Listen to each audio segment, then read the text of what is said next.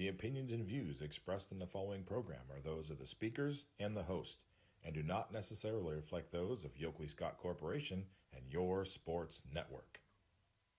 Yeah, I've been closer to Jesus before, so can you help me out? Oh, can you help me out? Am I on my own?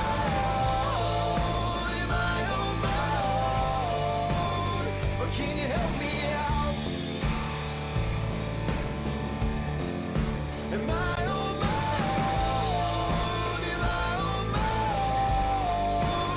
Or can you help me out? Can you help me out? I've been scared to look at my soul.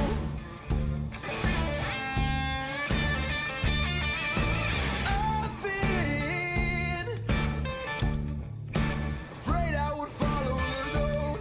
Yeah, afraid of the things I've been told. Welcome into a Football Friday edition of Running Point on YSNLive.com. Our Football Fridays presented by MP Vivo Heating and Air Conditioning. With you till 3 o'clock on the program today. Coming up at 12:20, we will hear from Boardman head football coach Joe Ignazio as the Spartans get set for their game tonight against the Cuyahoga Falls team. Cuyahoga Falls and Boardman tonight at 7 o'clock. Coming up at 12:40 today, we will hear from the head football coach of the Salem Quakers, Ron Johnson. Coach Johnson and the Quakers have a date at home tomorrow night with the Struthers Wildcats. And coming up at 1:20 this afternoon, we will hear from the longtime head football coach at Columbiana, Bob Spates, as the Columbiana Clippers will invade Berlin Center Saturday nights for a Division VI first-round playoff game, Columbiana and Western Reserve. We begin the program with some sad news coming out of Pittsburgh. If you're a Steelers fan, you recognize the name Tunch Ilkin. You may recognize him as a former Pittsburgh Steeler. Chances are you definitely recognize him as the color analyst for Steelers football alongside the longtime voice of the Pittsburgh Steelers, Bill Hillgrove. Yesterday, it was announced that Tunch Ilkin has been diagnosed with ALS. He was diagnosed originally in Pittsburgh. They told Tunch to get a second opinion at the Cleveland Clinic. He went to the clinic, got a second opinion, and unfortunately, the clinic concurred with the hospital UPMC in Pittsburgh. And very sad because there is no cure currently for ALS. Tunch Ilkin is a very decorated member of the Pittsburgh Steelers. Fantastic color analyst in the Steelers radio network. And this is just a horrible disease for anyone. Our thoughts and prayers with former Steeler and current Steeler broadcaster Tunch Ilkin, who has been diagnosed with ALS.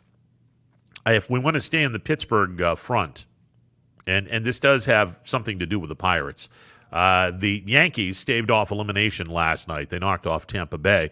Game 5, deciding game. And if you're a Pirates fan, you got to be pissed at the pitching matchup. I mean, you got to be really pissed at the pitching matchup. On the hill for the Yankees tonight will be Garrett Cole. On the hill for the Tampa Bay Rays in the deciding game, Tyler Glasnow. Do these two guys sound familiar, Pirates fans? Yeah, they should. They were both former Pirates starters. And you look at everything. And look, the Pirates did get a pretty nice chunk back for Garrett Cole. Make no mistake about that. I mean, Colin Moran, a couple of other players. Musgrove has done well. Colin Moran had a nice year this year. But, let's be honest. Garrett Cole and Tyler Glasnow. And, oh, by the way, Charlie Morton, who pitches for the Tampa Bay Rays. 3 former starters in the last few years with the Pittsburgh Pirates. Can you imagine where the Pirates would have been this year? Had they had Cole and Glasnow and Morton in their starting rotation, I think it would have been a little bit different. So if you're a Pirate fan, you may want to watch Game 5. I mean, I don't know who you root for.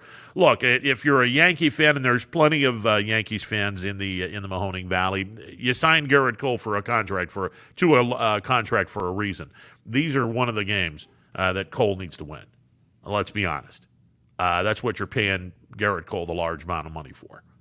But I think it's interesting that a couple of former Pirates pitchers are going to be pitching the deciding game in Dodger Stadium tonight as the Yankees take on the Rays. All right, it's round one of the state playoffs. And according to TV21 sports director Dana Balish, there is some disturbing news going on across the state of Ohio. Dana Balish is reporting 11 games have been canceled statewide because of the COVID virus. Now, we had Tim Street on a week ago. It was last Friday in the 2 o'clock hour, if I'm not mistaken. And Tim Street dropped that bombshell.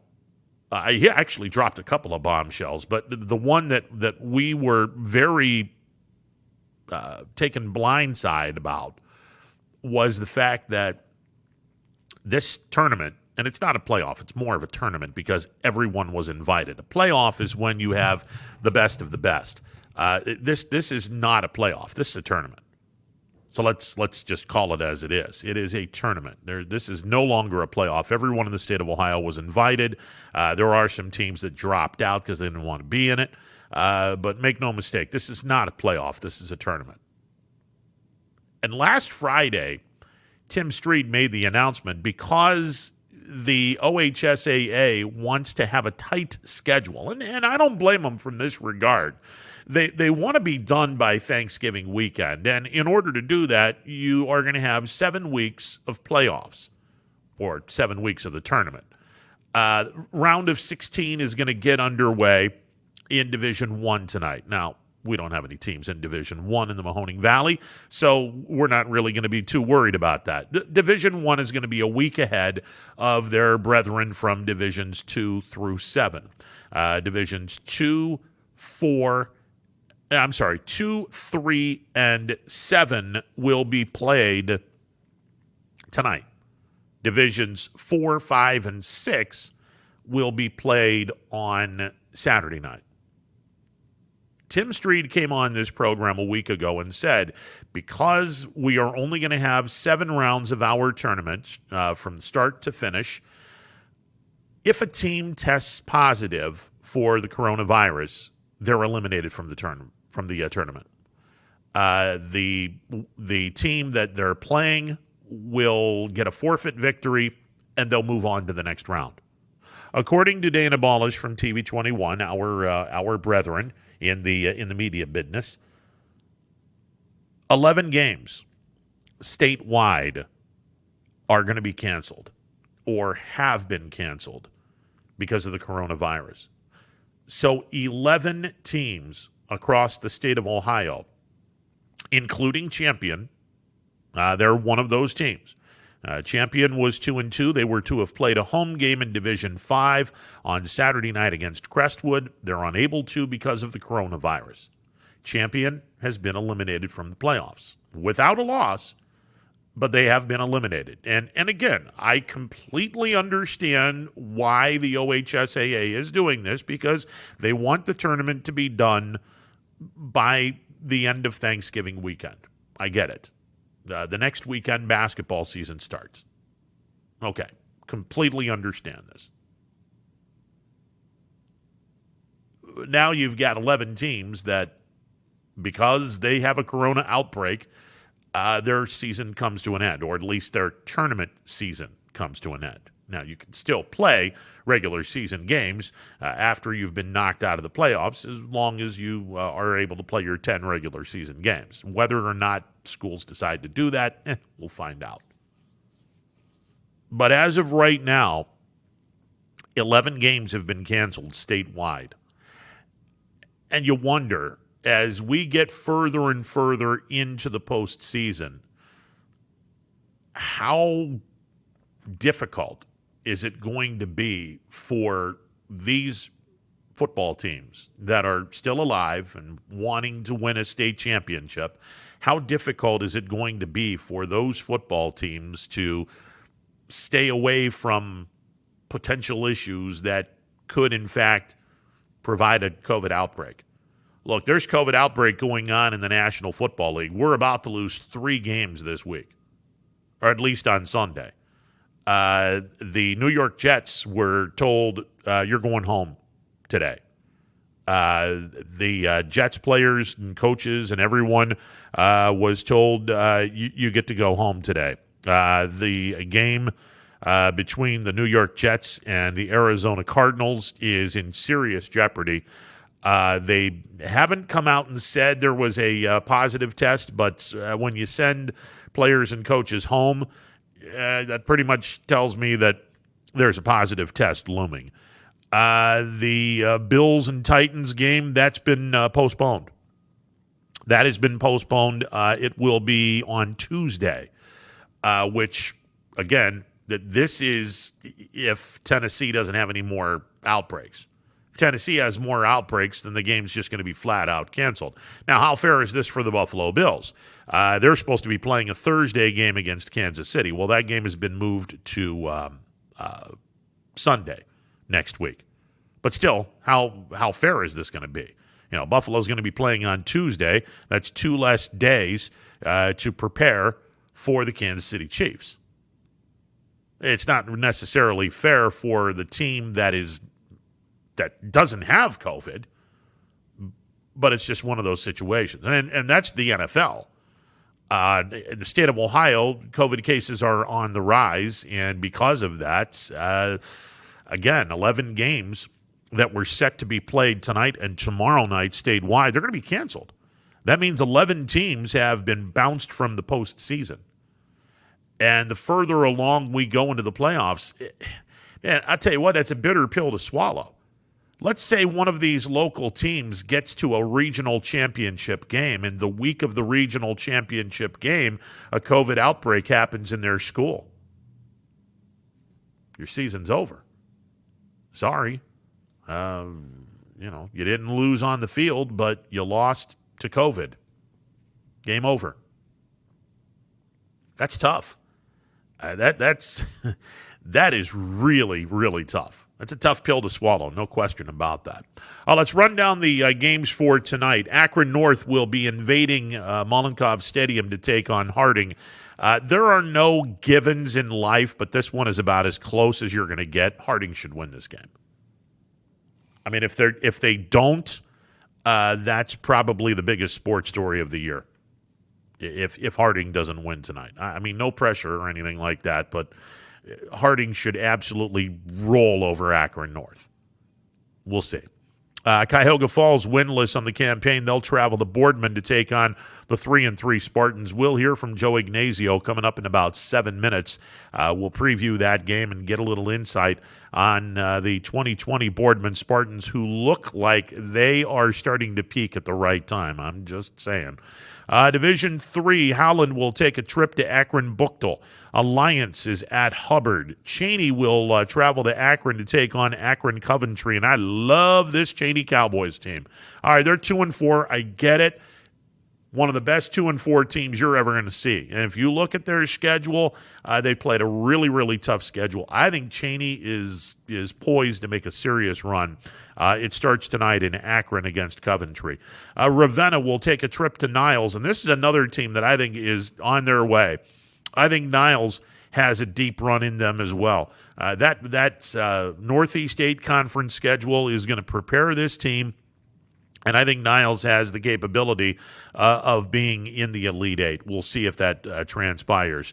Youngstown East will travel to Steubenville to take on Big Red down at Harding Stadium in Steubenville. Division 7, a local matchup at Struthers High School. 2-4 Valley Christian will be taking on 2-4 Lowellville. That game will be played at Struthers. Again, kudos to Lowellville. At the beginning of the year, they determined that they wanted their fans to have a better chance at seeing their team play, so they foregone their season at Rocket Stadium in Lowellville, which does not seat a whole lot of people, and they went to a much bigger stadium in Struthers. And given the fact 15% of capacity is allowed to watch a game, you get more people in a bigger stadium. So kudos to Lowellville for hammering out an agreement with the Struthers Wildcats to play their games in Struthers, and more people have been able to watch the Lowellville Rockets from that wonderful community of Lowellville, Ohio. All right, so that's what's going on for tonight. We have all kinds of games on the YSN family, and of course, we also have the Audible Call. Mike Ackelson will be here. Audible Call tonight from 7 to 10 on ysnlive.com. Make sure you are tuned in for that one. And also, if you want to drop $9.99 to watch a game, by all means, make sure you have your device that you're planning on watching the game from, because that's the device that you want to fill out your credit card information with. 25% of the $9.99 investment will go to the school that you're planning on watching. So in other words, if you go to ysnlive.com, click on schools, there'll be a drop box that falls down. The entire listing of schools in the YSN family will appear. You pick the school that you're looking to want to see. You click on that. You fill out the information using the device you're watching the game on as far as credit card information, and then you're set to go. And then 25% of your $9.99 investment will go directly to that school's athletic department. It is truly a beautiful, beautiful thing. All of those games are going to be on ysnlive.com on a pay-per-view basis. And again, there will still be just 15% capacity. That is courtesy of Governor DeWine. That is not an OHSAA decision. That is a decision made by Governor DeWine. So it's the 15% of capacity for stadiums 10,000 and less. For stadiums 10,000 and more, you have 1,500 max allowed in your stadium. That is the rule as set forth by Governor DeWine. All right, we'll take a timeout. On the other side, we'll kick off our coaches' interviews. Joe Ignazio is the head football coach of the Boardman Spartans. Spartans holding court tonight in Boardman. They'll be taking on winless Cuyahoga Falls. We'll catch up with Coach Ignazio after this timeout. You are listening to a Football Friday edition of Running Point, brought to you by MP Vivo Heating and Air Conditioning. We're back in a bit. Stick around. 21 News. Let's get right to our top story tonight. More experienced reporters. A new Wilmington restaurant. GM Lordstown. Telling more local stories. We'll look at Baby boy is recovering from a broken. Around our valley. Community in Niles. We are here in Youngstown, right up. Because you expect Important for everyone. No place like home. more local news. In Mercer County Court. 21 News is our valley's #1 local news. Welcome home to a home made homier with Baird Brothers Fine Hardwoods. Inspiration starts at BairdBrothers.com and is turned into reality when high-quality hardwoods are delivered right to your home. Baird Brothers has the latest design trends: shiplap and skinny lap interior siding, antique oak rustic flooring, and, well, you'll find them all at BairdBrothers.com. Ordered easily, delivered conveniently, enjoyed comfortably. BairdBrothers.com. Attention football fans, order Coca's Pizza tailgate package for only $54.99. You'll receive 24 slices of our delicious cheese pizza, 20 jumbo wings, and 2 of our famous foot-long pepperoni rolls. Coca's Pizza, we serve it hot. Hi, this is Tommy Clem, owner of WRS Insurance Solutions. WRS Insurance Solutions is a local independent agency that specializes in life, Medicare, long-term care, and disability products.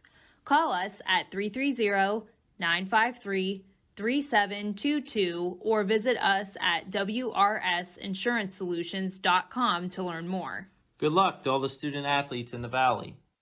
Your Armstrong services are more important than ever.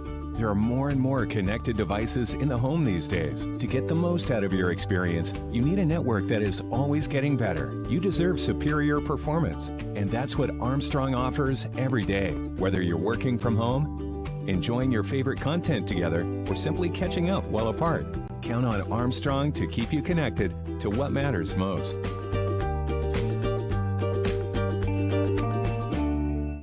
For heating, cooling, and indoor air quality, the Mahoning Valley trusts MP Vivo Heating and Air Conditioning, offering worry-free repair, service, and installation. Call MP Vivo today for a free estimate. MP Vivo Heating and Air Conditioning. We're your energy-efficient experts. Welcome back to a Football Friday edition of Running Points on YSNLive.com. The Boardman Spartans will kick off the OHSAA playoffs in Division II, Region 5 tonight with a first-round matchup against winless Cuyahoga Falls. And joining me on the MP Vivo Heating and Air Conditioning hotline, the head football coach of the Boardman Spartans, Joe Ignazio. Coach Ignazio, how are you today, sir?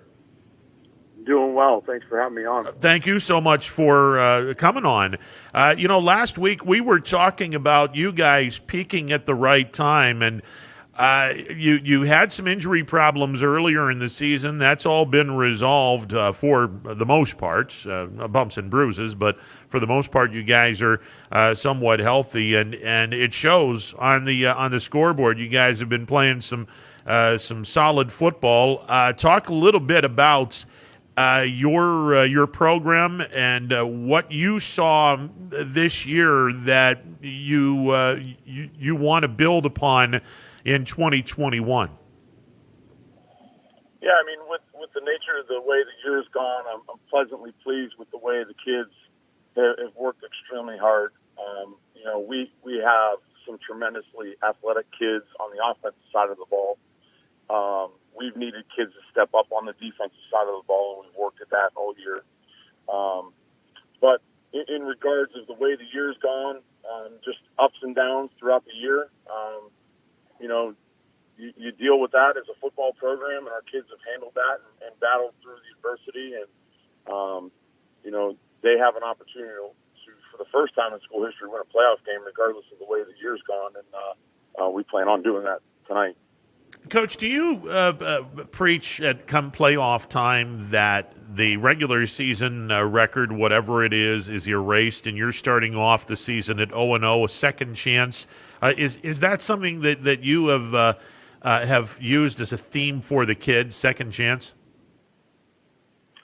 Yeah, I mean, not necessarily a second chance. That's obviously always a goal for our program overall, no matter what year it is, to make the state playoffs. It's something special, and not every group of kids get to do that.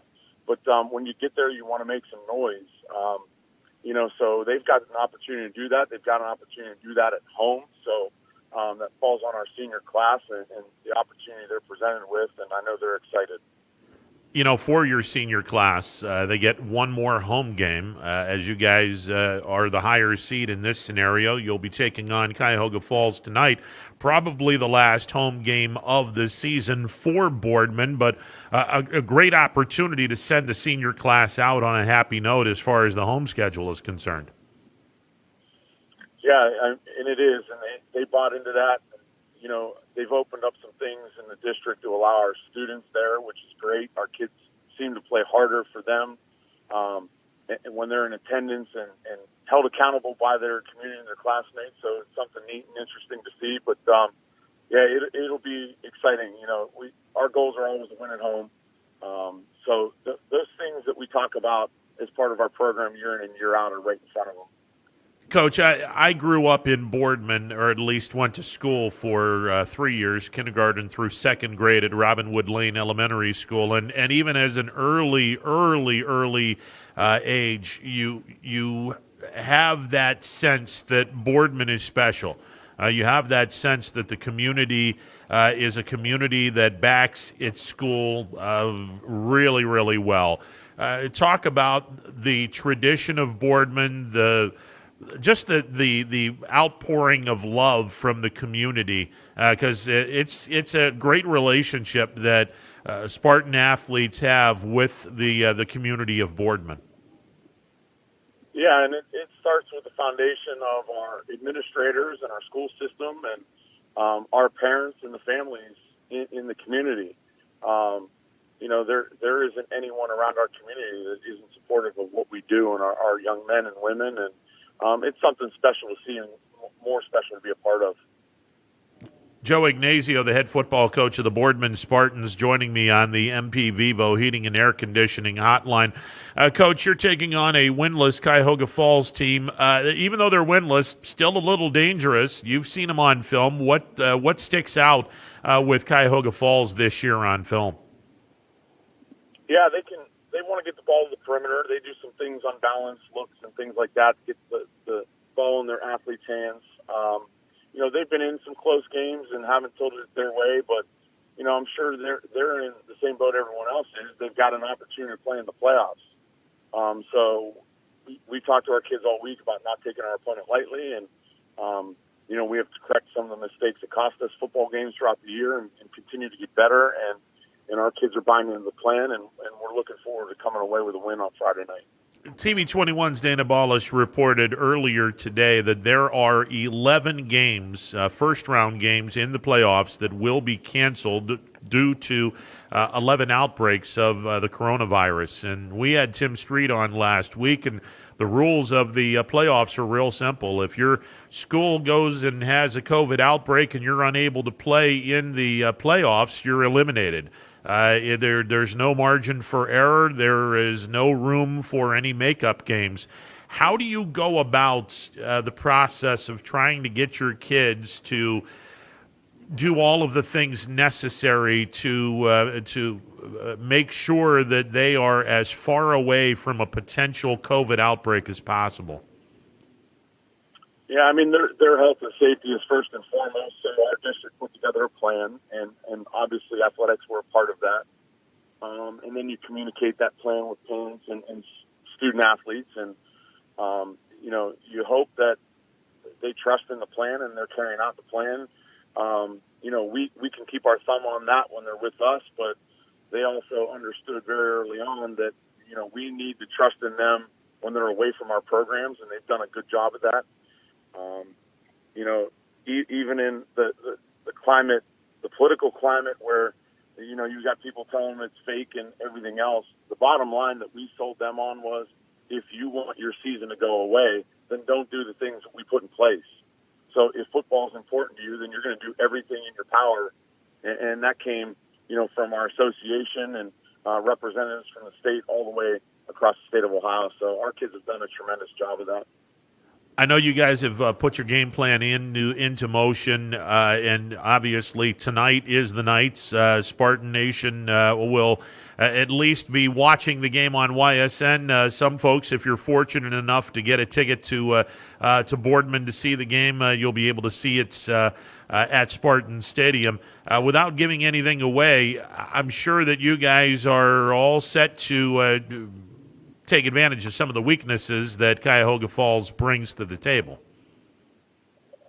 Yeah, I mean, we got to come defensively, ready to be physical, and we told those guys to impose their will. I challenged both of our fronts defensively and offensively to start taking ownership of the game, and that gives us opportunities on both sides of the ball just to let our athletes and playmakers make plays. So that's something that we're going to pride ourselves on and get the job done. Are you going to change anything in terms of the style of play, given the fact that a tournament is a one game type of deal? I mean, if you win, you move on. You lose, you're out of the tournaments. Yeah, you can play a couple of regular season games if you want to, but you're out of the tournaments. Going into a tournament, does that kind of change things for you? Do you want to kind of air it out a little bit, or do something that you wouldn't necessarily do in the regular season? Yeah, I mean, you think about things like that, but you trust in your game plan and you put it together. You understand the mental part of, the possibility of being one and done. And so there's spots where you develop a game plan and want to take shots and things like that. And, give teams looks that they may not have seen defensively, and that kind of takes place week in and week out, depending on who your opponent is anyway. But it's more under a microscope come playoff time. Coach, how's the team health going into today's game against Cuyahoga Falls in round 1 of the playoffs? Yeah, I mean we're pretty healthy. We got Jason Treveri back and played week 6 after missing a majority of the year, and then our only real injury, we lost our center in Aiden Miller, tore a ligament in his foot, so he had surgery this past week. But we've been rotating guys up front, and those guys know the rotation. When we're a man down, it's the next man up mentality, and those guys need to get the job done and have full faith in those guys up front. So excited to see, where they take this opportunity. Is there an advantage in the fact that Treveri really hasn't been going through the rigors of the sports, and that he has quote unquote fresh legs for the playoffs? Yeah, I'm sorry, you're breaking up there. Okay, I was going to say Treveri is going to make his second start of the season, and is there something to be said about having fresh legs in Treveri's case for the playoffs? Yeah, and we knew that. We played him just a little bit during Mooney week, and then Canfield a little bit more. He's had to knock some rust off, not being able to throw, especially with the type of year we had with not being able to scrimmage in 7-on-7s throughout the summer. So you lose all those reps. But he's done a tremendous job. He's going to be up for the opportunity. He's a competitor. He's a multi-sport kid, and he's going to get the ball to our playmakers. Is he there for the entire game, Coach? He's our starting quarterback. It's with Terrence. I mean, he's a tremendous athlete. We have some things that we could do with him, obviously, from learning the quarterback position there also. So we'll move those guys around, and Terrence will be there at some point. They need to trust in the game plan and get it done. Coach, best of luck to you tonight as you take on Cuyahoga Falls. Get a victory, and let's move on in this tournament. I appreciate it. All right, Joe Ignazio, the head football coach of the Boardman Spartans, round 1 of the OHSAA tournament, D2 Region 5. Spartans at home taking on Cuyahoga Falls, and we'll see if Boardman can get a victory. I'll tell you this, you got Treveri at quarterback, and he hasn't played that many games this year. As Coach mentioned, he was a little bit against Cardinal Mooney, a little bit more against Canfield. This might work in Boardman's favor. Again, Spartans were the 11 seed in this tournament, as they are taking on Cuyahoga Falls, who is number 22 in this tournament. The winner of this game will take on number 6 Paynesville Riverside next Friday night up in Paynesville, which is south and east of Cleveland, about 30 miles, or 25, 30 miles due east and a little south of Cleveland. But if Boardman can win against Cuyahoga Falls, I don't know. I mean, it's a different team. It's a different team. I don't want to say it's a significantly better team. I don't know that. But it is a significantly different team with Treveri at quarterback. And the fact that he really hasn't played all that much this year, I mean, his snippets against Mooney, snippets against Canfield, and he's going to be the starting quarterback tonight, and we'll see how long he's there. But you put a very athletic kid in Treveri's replacement, and you move him around the field. All of a sudden, Boardman looks a whole lot different than what they looked like in the regular season, and that's why Boardman could be a wild card in all of this. I don't know if I don't know if they're able to get a couple of wins together. But I'll tell you this, Boardman has a shot here. They have a shot here to make some noise. They really do, and we'll see what happens. They take on Cuyahoga Falls tonight. It's a winnable game, definitely a winnable game, and it should be a win for Sparty Nation tonight as they take on Cuyahoga Falls. All right, we're going to take a timeout. On the other side, we will catch up with the head football coach of the Salem Quakers. Ron Johnson has a game on Saturday night in Salem. I keep wanting to say Riley Stadium because that was the name of the stadium for the longest time. Salem at home, gorgeous stadium, by the way. Just an absolutely great place to watch and to broadcast a football game, by the way.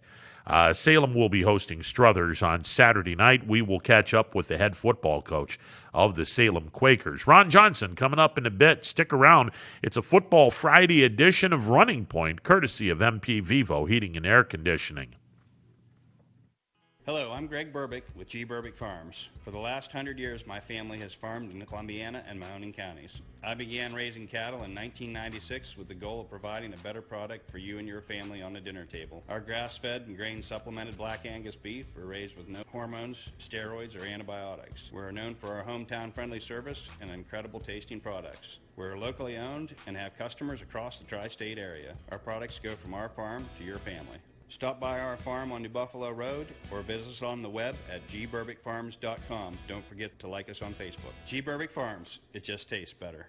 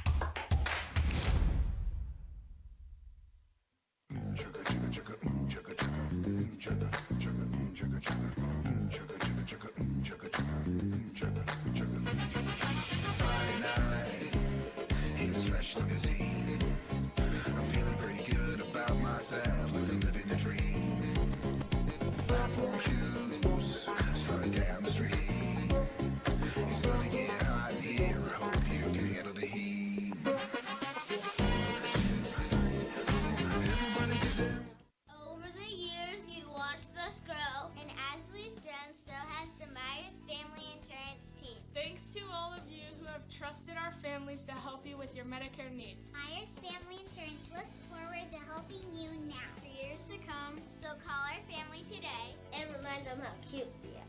Myers Family Insurance continues to be the area's resource for all your Medicare and retirement needs. Call today, 330-286-3044.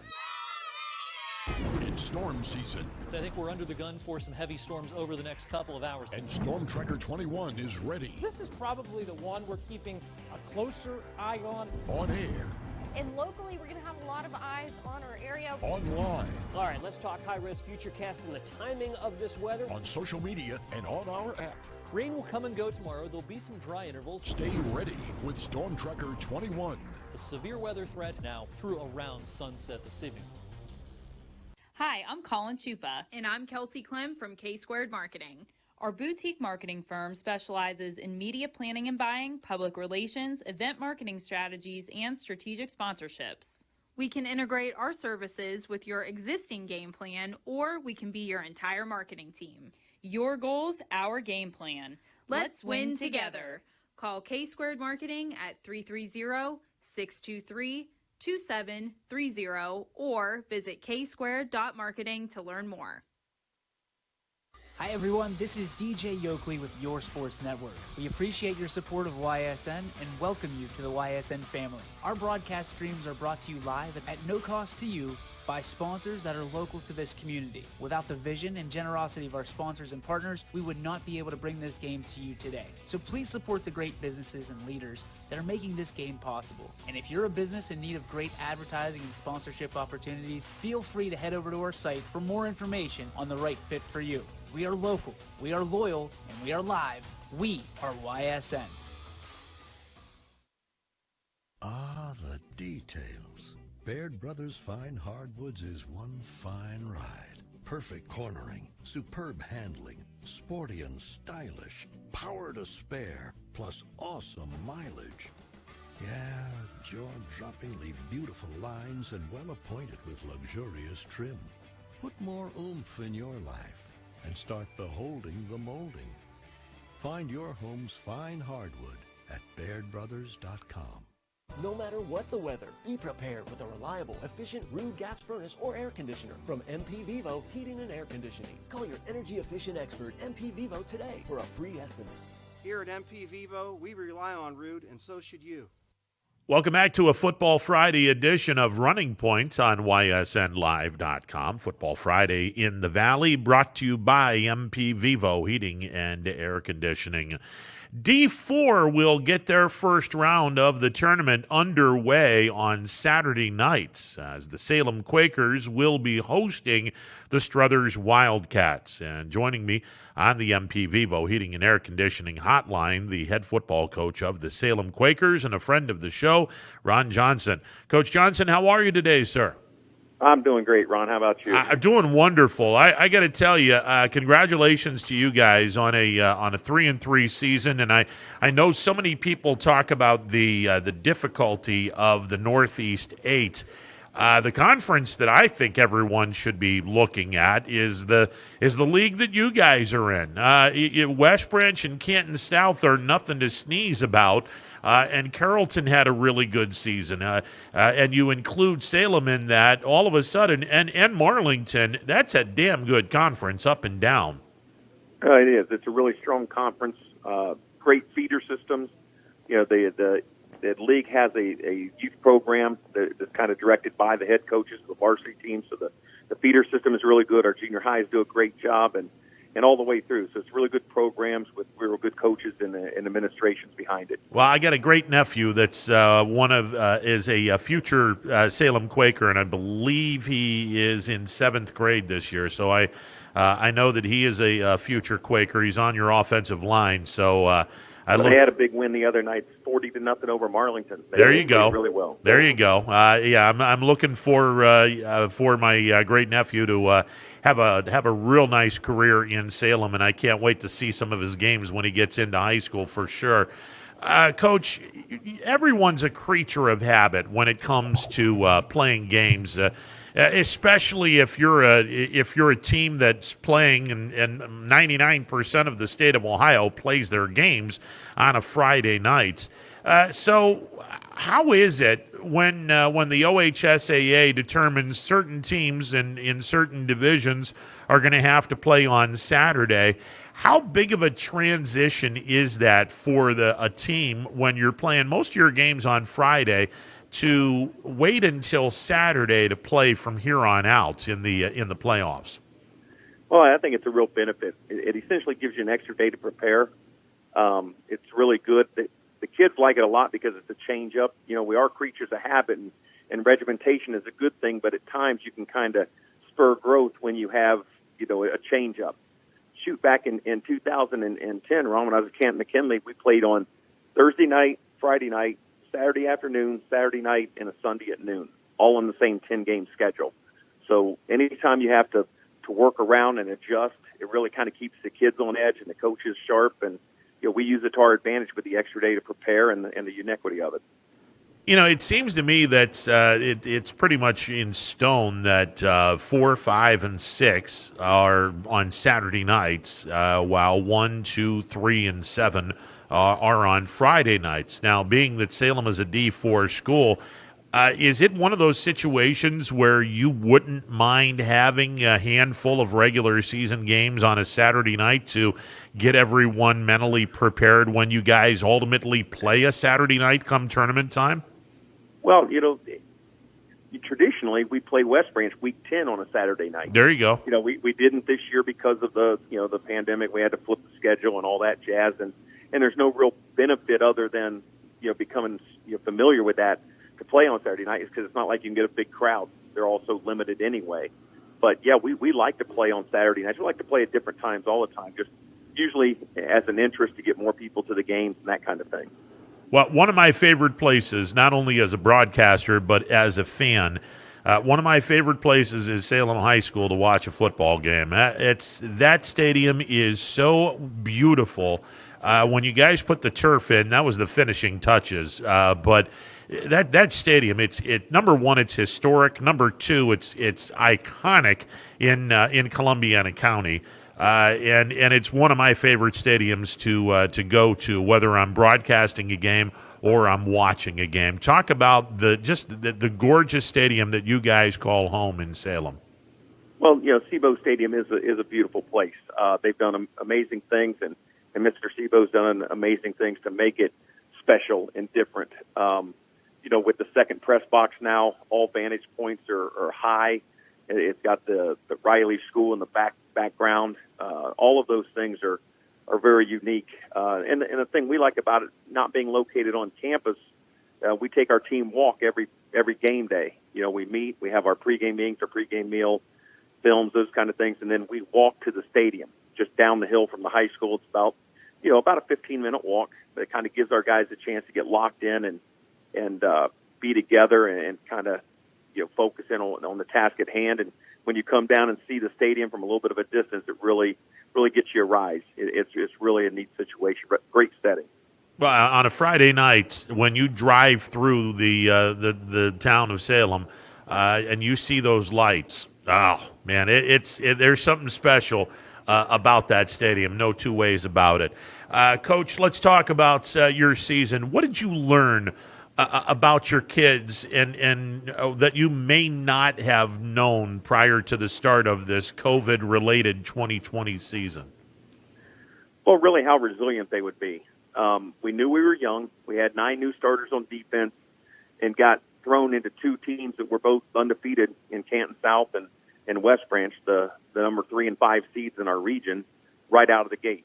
And it's been real easy for kids to kind of, duck and run, when they hadn't had much experience. But the fact that they kept battling, kept fighting, and then we won since has been, just a great testament to them on their resiliency and how talented they are. So, I mean, it was really nice to see them withstand the battles early and then benefit later on, and we continue to get better and better every week. Yeah, you guys have won 3 of your last 4 games after starting off the season against number 3 West Branch in D4 Region 13 and number 5 Canton South. By the way, both of those teams have a bye. Talking about the strength of this conference that you play in, and speaking of, you'll be taking on one of those teams from the Northeast 8 in the Struthers Wildcats. Go way back in the day. When I was in high school, Salem and Struthers were both part of the old Mahoning Valley Conference, which was a damn good conference in its own right. So Salem and Struthers, no strangers to each other. Talk a little bit about this Wildcats team. What have you seen on film that might pose a challenge for your young Quakers team? Well, we had the opportunity to scrimmage them last year, and we're set to scrimmage them again this year until those all got wiped out. So we've kind of rebuilt that relationship again. But this year's team's exceptionally fast. I mean, you got a young man who would have been a 3-time state champion in the 400 meters, with the ball in his hand, which is a challenge. Number 7, Alec Grizz, was maybe the most talented all-around player on the team. They have so much team speed, a lot of playmakers. They're just a really, really solid team, and you're going to get a 2-fisted effort out of them. I mean, it's good, tough kids that play solid football. They're so well coached, and with the addition of Jeff back, it's gotten even better. I mean, it's just a very solid team, very solid program that has a lot of big game experience with just playing in their league. So I mean, we got our work cut out for us for sure. Coach, when you have a team that is so quick on both sides of the ball, I'm just going to speak defensively for you guys. Is it that much more important for your players to stay in their assigned area so that speed doesn't become the big factor in the game? Well, yeah, you do. And one thing I've learned over time is when you have really fast guys, you get really far out of position. With our slow guys, we're never really too far out of position. We can't go that fast. So we're always going to be pretty much close to where we need to be. We just got to make sure we make plays when given the opportunity. Coach, obviously the tournament, it's a completely different animal. And you guys, as I mentioned, 3-1 in your last 4 games, including a victory over Carrollton and victories over Minerva and Alliance. So a 2-game winning streak, 3 of your last 4. Do you feel like you're playing your best football coming into the tournament, Coach? Well, I think we're continuing to get better. I mean, hopefully we're not even close to playing our best football. We still have 6 or 7 games remaining, whether we're in the tournament or still playing this season. So we want to get better every week, and we continue to challenge our guys and continue to find ways to put them in the best positions to succeed as we get more knowledgeable of them and they get more knowledgeable of what we're trying to do. So, yeah, I think we're playing better, and we continue to improve throughout. And as a young team, and you mentioned how young your football team is, I got to imagine even if you are eliminated from the tournament, you've got to get more games for these kids to give them a full season and send them into the off season, hopefully on a high note. Absolutely, you can. There's, as we've already found out, just to this point in the season, there's no better thing to gain than experience, and the only way you can is to play under the lights on Friday nights and against an opponent that will challenge you and teach you, also. So, I mean, it's very important that we continue to play people as long as we can. Coach Ron Johnson from the Salem Quakers joining me on the MP Vivo Heating and Air Conditioning hotline. I posed this question to Joe Ignazio, the head football coach at Boardman, earlier in the show, and I'll do it for you as well, Coach. 21 Sports Director Dana Balish is reporting that 11 games have been canceled in the first round of the state tournament statewide. That means 11 teams that had a COVID outbreak are now eliminated from the playoffs because if you are unable to play a game because of COVID or whatever reason, you are eliminated. It'll be a forfeit, and your playoff season is over. So with that being said, what have you told your kids precaution-wise to make sure that they are as healthy as humanly possible going into this tournament, knowing that the stakes from a COVID standpoint are extremely high? Well, we've been very, very diligent. Our community has been very diligent. Our school's been very diligent. Our football program has been exceptionally diligent. And we're confident in the fact, because we've had all of our players tested and we're all negative, to where, hey, if it's just us, we're fine, guys. But you got to make sure you do the right things away from school. Be around the right people and not put yourself at risk, because you have so many people counting on you in this locker room that we got to continue to make good choices. And our kids have been, very good about doing the right thing and taking care of themselves. And, we play every single play like it's our last one, because it might just be, at this day and age. So, we're very blessed and fortunate to have the opportunity to play, and we're going to do everything in our power to make sure we get to continue to play. Coach, before we let you go, obviously you made mention that if and when the Quakers are eliminated from the tournament, you guys will continue to play regular season games to get to the 10 regular season game mark. Do you have opponents in mind, Coach?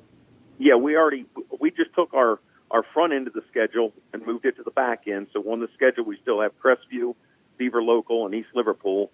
And then we DJ Ogilvie and I got together and thought neighboring schools close together, it'd be great to have these guys finish up their high school careers playing at rivals. So we will conclude the season with United. Those are 4 really good opponents, Coach. And again, for a young team, and Salem is a very young team, there's plenty of opportunities for some of those young kids with plenty of eligibility left in high school football to catch the eye of the coaching staff. Yeah, they're working hard. They want to get better, and they're excited about their futures and the future of the program. Coach, best of luck to you tomorrow night as you take on Struthers. It'll be a home game, and I got to believe for the seniors and with a small senior class that you have, I got to believe that the extra home game is going to be special for those kids. It is. Like you said, it's a great place to play. They're very proud of their stadium and of their school and their community, so they're really excited to go out there and represent them. Well, Coach, you and I know you are one of those people that does not look forward. No coach ever does. That's the media's job. Just get the victory over Struthers, and then you have another NE8 team awaiting, but one game at a time. All right. Well, thank you very much. All right, Coach. All the best to you, sir. All right. Ron Johnson, the head football coach of the Salem Quakers. Yeah, it's our job. It's our job to look ahead. I'm just saying, if Salem wins tonight, they've got Poland on the horizon. So if Salem's not a member of the Northeast 8, but for the next 2 weeks, and while it's tonight or tomorrow night, and if they win that game, then they get a second week with a Northeast 8 team. And I'll tell you, the Northeast 8, no question, great conference. No two ways about that. The conference that Salem is in, that is not a bad conference, kids. It's not. I mean, you take a look at Division 4 or Region 13. West Branch is the 3 seed in that region. Canton South is the 5 seed in that region. Those are 2 teams that belong in the conference that Salem is in. That is not a bad conference at all. Not a bad conference at all. By the way, they also Marlington is in this conference. So is Carrollton and Minerva and Alliance. Alliance had a rough year this year. They are a D3 school. I want to say that Carrollton is D4, but I'm having a hard time looking and seeing where they are in D4, but we'll take a look. But that conference, it's top-heavy. It certainly is top-heavy, with West Branch and Canton South both being very successful this year. West Branch finished 6-0. Canton South finished 5-1. Carrollton, Jim Salimos' club, and Jim Salimos, longtime head football coach at Lisbon, led the Blue Devils to a state championship in 1995. That's a good conference that Salem is in. And don't discount the fact that Salem has had a conference to prepare themselves for a postseason run as well. We'll take a timeout, open up the phone lines on this Football Friday in the Mahoning Valley. Football Friday presented by MP Vivo Heating and Air Conditioning. Phone calls are coming up next. Stick around. It's a Football Friday edition of Running Point on YSNLive.com. Hi, this is Tommy Clem, owner of WRS Insurance Solutions, reminding you that it is open enrollment for Medicare. Now through December 7th, those who qualify can visit our local independent agency by calling us at 330-953-3722 or visiting us at WRSInsuranceSolutions.com to learn more. Good luck to all the student athletes in the Valley. Attention all football fans. If you can't see your team play, come and dine with us and watch it live at Boardman, Canfield, or Cortland. Or staying at home, we'll deliver right to your door. That's Coca's Pizza. We serve it hot. 2020 will be a season like we've never seen before, but 21 Sports and YSN will be there for every key moment. The plays, the players, and the stories that will headline this season. Delivered by 21 Sports and YSN. Planning a project around your home or rental property? Trust the electrical service to the local experts with 62 years of serving the Mahoning Valley. Joe Dickey Electric is your local go-to source for responsive, reliable residential electrical work. From everyday maintenance and repairs to new installations, electrical upgrades, and safety inspections, no job is too big or too small. Call Joe Dickey Electric today, 800-549-3976, or visit DickeyElectric.com. That's DickeyElectric.com. Myers Family Insurance knows the importance of a great team. Our team continues to grow to help you with your Medicare and retirement needs. The annual election period is here, so it's all hands on deck to make sure your plans still meet your needs for 2020. Call us today.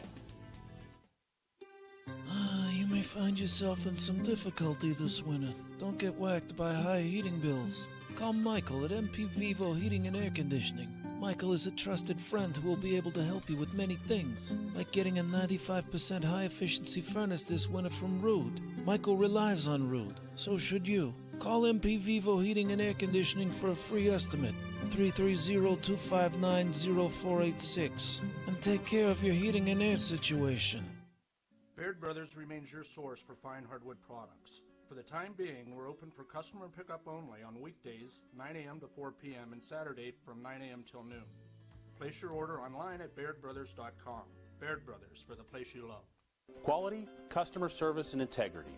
Those are the 4 words that have driven our success since 1957 at Joe Dickey Electric. Joe Dickey Electric is one Mahoning Valley landmark business that stays current with the requirements of our customers. Family owned and managed, we are an electrical contractor and energy solutions provider. Every member of our team adds to his or her skill set through ongoing training. Residential, commercial, industrial, automotive, and more. We keep ahead of the needs of our customers with a fleet of more than 50 vehicles and 24/7 emergency service, so you're never left in the dark. The 4M Company, being an architect and construction manager for over 40 years, has had the opportunity to use many different electrical businesses for our projects. The depth, quality, and knowledge and attention to detail displayed by Dickey Electric makes them stand out above all the rest. For state-of-the-art expertise and a timeless commitment to our customers, contact Joe Dickey Electric. We are everything electrical.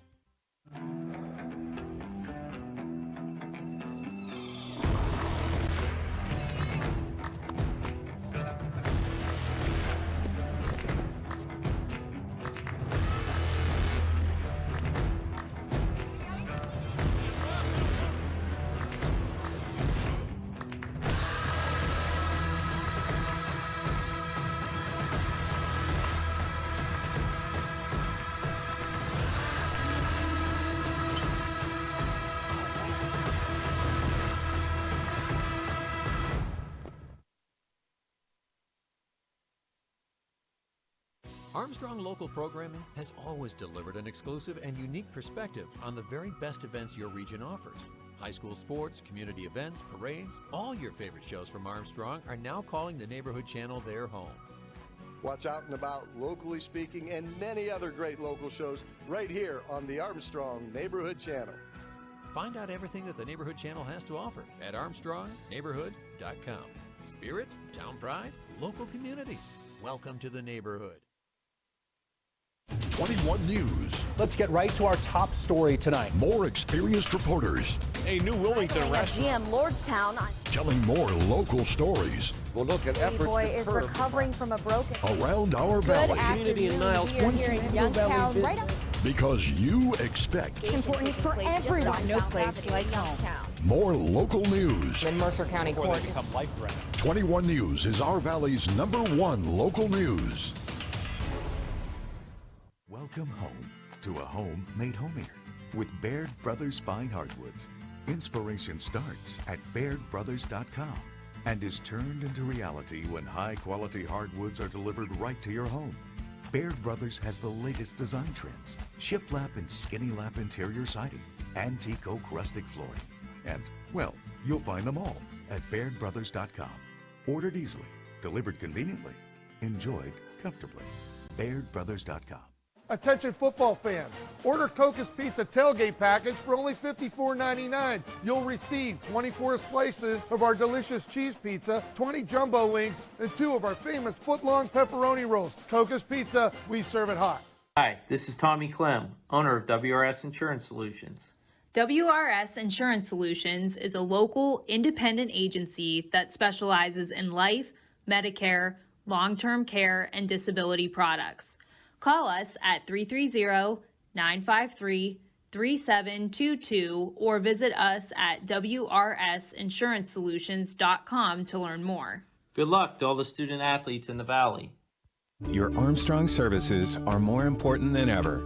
There are more and more connected devices in the home these days. To get the most out of your experience, you need a network that is always getting better. You deserve superior performance, and that's what Armstrong offers every day. Whether you're working from home, enjoying your favorite content together, or simply catching up while apart, count on Armstrong to keep you connected to what matters most. For heating, cooling, and indoor air quality. The Mahoning Valley trusts MP Vivo Heating and Air Conditioning, offering worry-free repair, service, and installation. Call MP Vivo today for a free estimate. MP Vivo Heating and Air Conditioning. We're your energy-efficient experts. Welcome back to a Football Friday edition of Running Point on ysnlive.com. Ron Potesta with you. The MP Vivo Heating and Air Conditioning hotline open for business, 330-886-0813. That's 330-886-0813. Again, sad news coming out of Pittsburgh regarding the Steelers broadcaster and former Steelers football player Tunch Ilkin. He has been diagnosed with ALS. That would be Lou Gehrig's disease. There is no cure for this disease, unfortunately. He was first diagnosed in Pittsburgh at the UPMC hospital. They advised Tunch Ilkin to get a second opinion at the Cleveland Clinic, so he went over to the clinic, and they unfortunately had the same diagnosis. So former Steeler offensive lineman and current color analyst to Bill Hillgrove's broadcast on the Steelers radio network, Tunch Ilkin has been diagnosed with ALS, and our thoughts and prayers with the Steelers family, specifically with Tunch Ilkin and his family. And hopefully he is going to be prepared to fight the fight as Tunch Ilkin has been diagnosed with a horrible, just a horrible disease for which there is no cure at the present time, ALS, otherwise known as Lou Gehrig's disease. Word coming out this morning out of the Yankees organization, Whitey Ford, Hall of Famer, passing away this morning. 16-year career with the Yankees, 6-time world champion, 10-time All-Star. On this, the precipice of Game 5 of the ALDS with the Tampa Bay Rays. The New York Yankees losing one of their greatest players. Stop if you've heard this. Cavalcade of greatness in that organization. Again, former Yankee Whitey Ford passing away this morning. The Yankees taking on the Tampa Bay Rays. If you're a Pirates fan, close your ears because you're not going to want to hear this matchup. Garrett Cole on the hill for the Yankees. Tyler Glasnow on the hill for the there's a Freudian slip. Tyler Glasnow on the hill for the Tampa Bay Rays. Two former Pirate starting pitchers will be taking part in Game 5 of the ALDS. And if you include Charlie Morton, who is on the team as the third starting pitcher from that heyday, the tail end of the Neil Huntington administration of the Pirates organization, you're looking at three former Pirate pitchers as of, 3 years ago? Can you imagine what the Pirates would have been like if those three guys had still been in Pittsburgh? Oof. Not saying that obviously the one deal with Chris Archer looks awful now. The Pirates rolled the dice and they traded away Meadows and Glasnow and a minor league player and picked up Chris Archer, and Archer just wasn't healthy and wasn't able to do all that much, and they rolled the dice and it came up snake eyes. They didn't get that. They didn't get screwed by Houston when they traded Garrett Cole away. They did get a pretty nice package for Garrett Cole. But still, if you're a Pirates fan and you're looking at this game tonight at Dodger Stadium between the Yankees and the Rays, you got to cringe knowing that Garrett Cole and Tyler Glasnow, two former Pirates pitchers from as early as 2 or 3 years ago, they're on the hill, and you just scratch your head and think what could have been for the Pirates organization. All right, high school football tonight, round 1 of the OHSAA football tournament. We won't call it the playoffs. I mean, I have done Freudian slips saying playoffs. And again, there's a difference between playoffs and a tournament.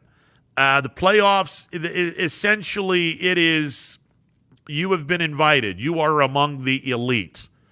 That's a playoff format. If you have been invited in recent memory, the OHSAA would have top 8 teams in each region. Now, starting next year, it'll be the top 12 teams in each region. And next year, the top 4 teams in the computer poll will get a bye. 5 would play 12, 6 plays 11, 7 plays 10, 8 plays 9. You know the drill. And then you get to the field of 8. So it's an extra round of playoff games for the OHSAA beginning next year. This is not a playoff format. This is a tournament format. And the reason why is everyone in the state of Ohio was given an opportunity to partake in this tournament. Much like when you're watching some of the other sports that the state of Ohio has to offer, whether it be volleyball for girls in high school, whether it be baseball and softball, boys and girls basketball, any other sport.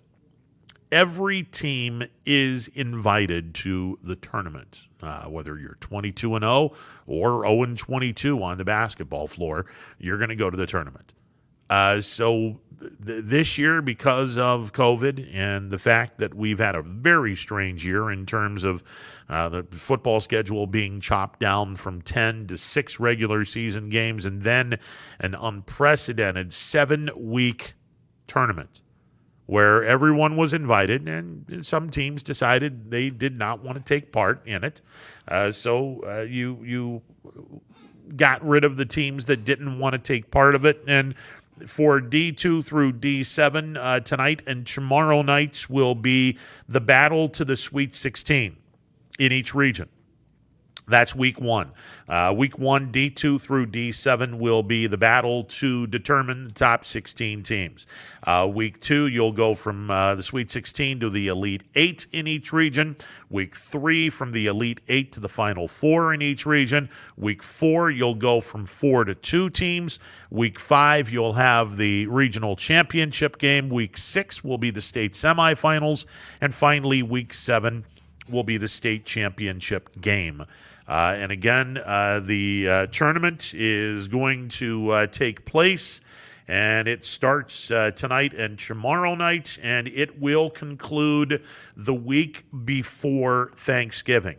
November 20th and 21st will be the state championship weekend for Divisions 2 through 7. Division 1, and we have no teams in D1 in our YSN family, so we tend to not talk about D1, but it is important. D1 is going to be taking place starting tonight because Division 1 is playing on a Friday night. Tonight will be the field of 16. They are 1 week ahead of their brethren from D2 through D7. So it'll be a 6-week process in Division 1. You'll go Sweet 16 to Elite 8 tonight, Elite 8 to Final 4 next week, 4 to 2 the following week, and then you will have the regional championship game on November the 6th.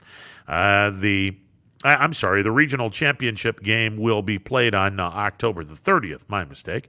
The state semifinals will be played on November the 6th. The state championship game the weekend of November the 13th.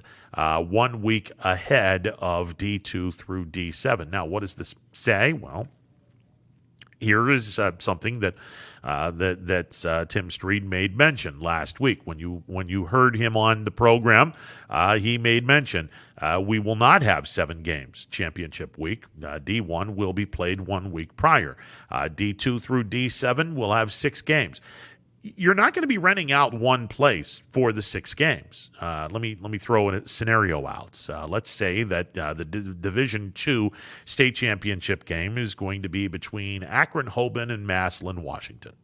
Let's say that those 2 teams play in the state championship game, which could very well happen now that Massillon, Washington has been bounced out of Division II Region 5 and put into the Columbus region. So it might happen. If that's the case, they would play that game in a neutral facility very close to Akron and Massillon.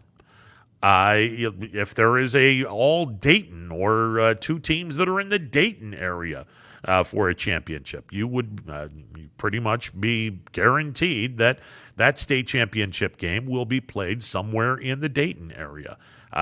You're not going to have Tom Benson Hall of Fame Stadium out of Canton, right next door to the Pro Football Hall of Fame. That's not going to be the home for all 6 state championship games the weekend of November 20th and 21st. That's simply not going to happen. If there are teams from one centralized area of Ohio, then they'll put their state championship game somewhere near that area. That's how the OHSAA is going to do this. And again, because it's 2020 and we're in a very strange circumstance that we hope and pray to God, Big G, that this is done. And we don't have to deal with this anymore. And 2021 is hopefully, knock on wood, going to be a normal year where we have a normal 10-game schedule and a normal OHSAA playoff format, albeit expanded, because next year there will be 12 teams invited to the playoffs in each region. Hopefully this is the one and only year where we're going to be doing things on the fly. And, unfortunately, it is what it is. This is something that every team and, frankly, all of us covering high school football, we've made some adjustments. And the OHSAA has adjusted on the fly as well. And, there's a lot of things that you can bag on the OHSAA. The fact that they're charging way too much money for streaming rights and audio rights and whatnot. And that's another story for another time. But by and large, the OHSAA, I think they've done a nice job under the circumstances.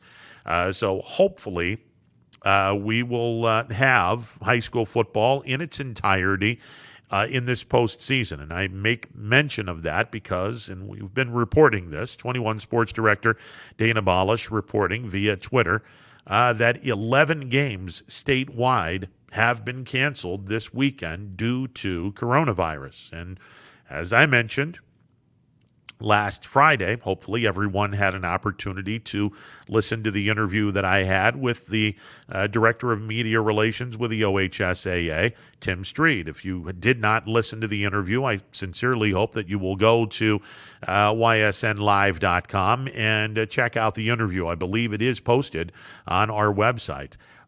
Tim Streed made mention that if a team cannot play in the playoffs or in the tournament, Freudian slip.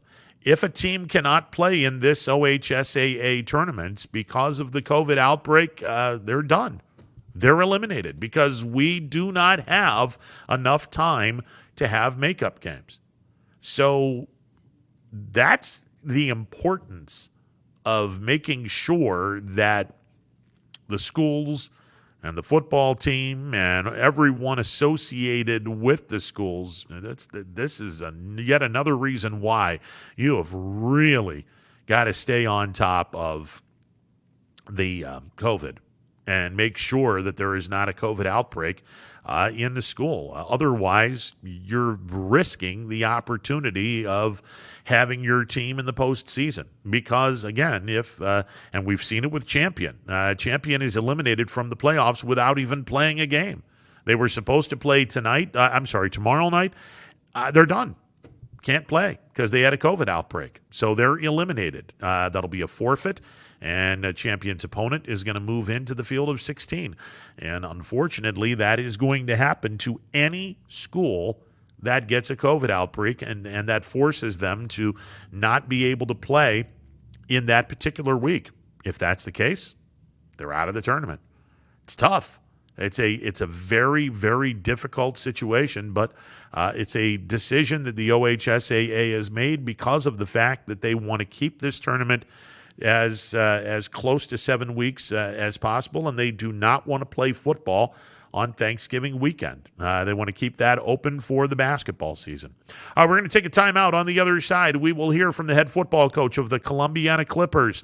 Bob Spate and the Clippers go to Berlin Center on Saturday night to take on an old friend as Columbiana renews their rivalry with Western Reserve. We'll catch up with Clippers coach Bob Spate after this timeout. It's a Football Friday edition of Running Point on ysnlive.com.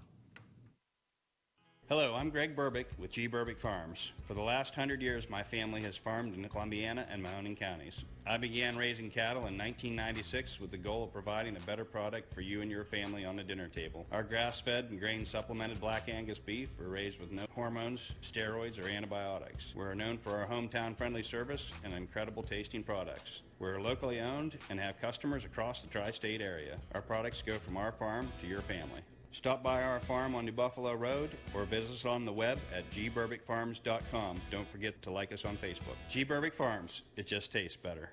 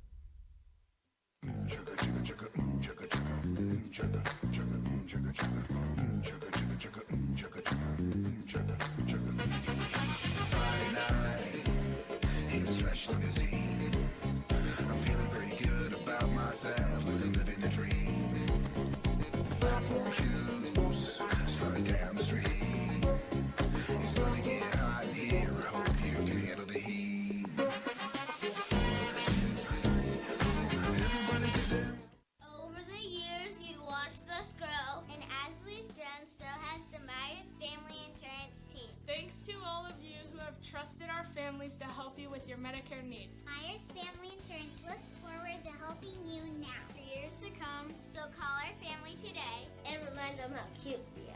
Myers Family Insurance continues to be the area's resource for all your Medicare and retirement needs. Call today, 330-286-3044. No matter what the weather, be prepared with a reliable, efficient Ruud gas furnace or air conditioner from MP Vivo Heating and Air Conditioning. Call your energy efficient expert MP Vivo today for a free estimate. Here at MP Vivo, we rely on Ruud, and so should you. Welcome back to a Football Friday edition of Running Point on ysnlive.com. The MP Vivo Heating and Air Conditioning hotline currently open for business as we await Coach Bob Spate from the Columbiana Clippers. Clippers in action round one of the tournament tomorrow night as they take on Western Reserve over at Western Reserve High School. By the way, all of these games are going to be tonight and tomorrow night beginning at 7 o'clock. As we run down the schedule again tonight, Division II, Warren Harding will be hosting Akron North, and Boardman will be hosting Cuyahoga Falls. In Division III, Howland will take a trip to Akron as they take on Akron Buchtel. Alliance will travel to Hubbard. Cheney is going to take a trip to Akron as well as they will take on Akron Coventry. Ravenna comes to Niles to take on the Red Dragons. And East will take a trip due south on Route 7 as they make a stop at Harding Stadium in Steubenville. Youngstown East playing the Steubenville Big Red. The lone Division 7 tournament game featuring our local area. It's going to be an all-local matchup from Struthers High School. Valley Christian will play Lowellville. And again, Lowellville's adopted home in this COVID 2020 season is Struthers High School, as they wanted to play in a bigger stadium to get more of the Rockets fans into their adopted facility so they could watch their beloved Rocket team play. So Valley Christian and Lowellville tonight at 7 o'clock from Struthers, both of those teams at 2 and 4. Saturday night, Division 4, Woodridge will go to Girard to take on the Indians. Struthers will head to Salem to take on the Quakers. Division 5, we made mention Champion's game against Crestwood has been canceled. Champion with a COVID outbreak, and unfortunately, Coach McGlynn's club not able to play in a tournament game. They are bounced from the tournaments without even playing a game, courtesy of the COVID outbreak. Let's see. Liberty will travel to the suburbs of Cleveland. They take on Warrensville Heights. Conneaut will travel to Stambaugh Stadium as they take on 1-5 Cardinal Mooney. That is Saturday night at Stambaugh Stadium. We mentioned Division 6, Columbiana with a date with their old rival. Columbiana will take on Western Reserve. Should be a fun game at Western Reserve High School tomorrow night at 7 o'clock. Also tomorrow night, Newton Falls will travel to the outskirts of Canton on 62 in Louisville. They will take on St. Thomas Aquinas. Camel will travel to the Worcester area as they take on Hillsdale. Jeromesville, Hillsdale, to be specific. Oberlin will make the trip from the extreme west end of Cleveland, and they will travel due east to take on Brookfield. Cardinal will visit LeBray, and Wellington comes to Mineral Ridge to take on a very hot Mineral Ridge Rams team. That's a team that I don't think anyone would want to play these guys. If given the choice, I don't think there's a lot of teams that would want to play Mineral Ridge right now. Yeah, they're seeded 14 in Division 6, Region 21. But as I mentioned, Mineral Ridge is playing their best football right now. If they can get past Wellington, they would take on Creston Norwayne. Norwayne is the 3 seed in D6, Region 21. If Mineral Ridge were to win their game Saturday night, they would travel to Creston, Norwayne. And I believe, if my geography is correct, Norwayne is in the Worcester area as well. But Mineral Ridge is having a good stretch where they've won a couple of games in a row, and that's a team I don't think anyone would want to play in the first round. There's a couple of teams that I'm optimistic about their chances. And we made mention earlier in the week. There are some teams that stick out, and obviously Cardinal Mooney in Division 5 because of Mooney's incredibly difficult schedule. If they can get past Conneaut, they would take on Garrettsville Garfield up in Garrettsville. It would be a physical game for no question. It would be a very physical game between Mooney and Garrettsville Garfield. If Mooney were to win that game, they would potentially play another local opponent in Crestview in the Elite Eight. And again, another physical team. So Cardinal Mooney in Division 5, they're not having a good year, but put them in Division 5, they might be able to make a run. We made mention, I'm a big Cheney fan this week. I think that not only can Cheney beat Coventry, it wouldn't surprise me. And again, Cheney has to play to their potential. And the schedule that they had this year, that's a badass schedule that Salem has had this year. Or Salem, that Cheney has had. Well, Salem's had one too. But Cheney has had a really, really tough schedule. And I think that's going to prepare them for the playoffs. It wouldn't surprise me if Cheney got past Coventry and then went to New Philadelphia, born and raised, and beat on New Philadelphia. By the way, for those wondering why I keep saying New Philadelphia, born and raised, that's kind of a, I guess I'm dating myself. Fresh Prince of Bel-Air, the beginning of the song. Obviously, it's not New Philadelphia, born and raised in, what was it, West Philadelphia or South Philadelphia? I think it was South Philadelphia. And Will Smith doing the Fresh Prince of Bel-Air theme. In South Philadelphia, born and raised, on the playground was where I spend my days. So I'm taking a cue from that and in New Philadelphia, born and raised. All right, I guess I feel like I had to explain myself. Yeah, one of those things. All right, 330-886-0813. The MP Vivo Heating and Air Conditioning hotline is open. Are there some games that you're looking forward to seeing tonight and tomorrow night? And give me some upsets. Give me some upsets as far as tonight and tomorrow night. Are there some teams that could pull off some upsets? And again, most of the top seeds, most of the elite teams, and I use air quotes when I say elite, they're getting byes this week. Division 2 through D7, their assignment is to get to the Sweet 16, where in Week 2 we'll go from 16 to 8 teams. And then everyone will be playing.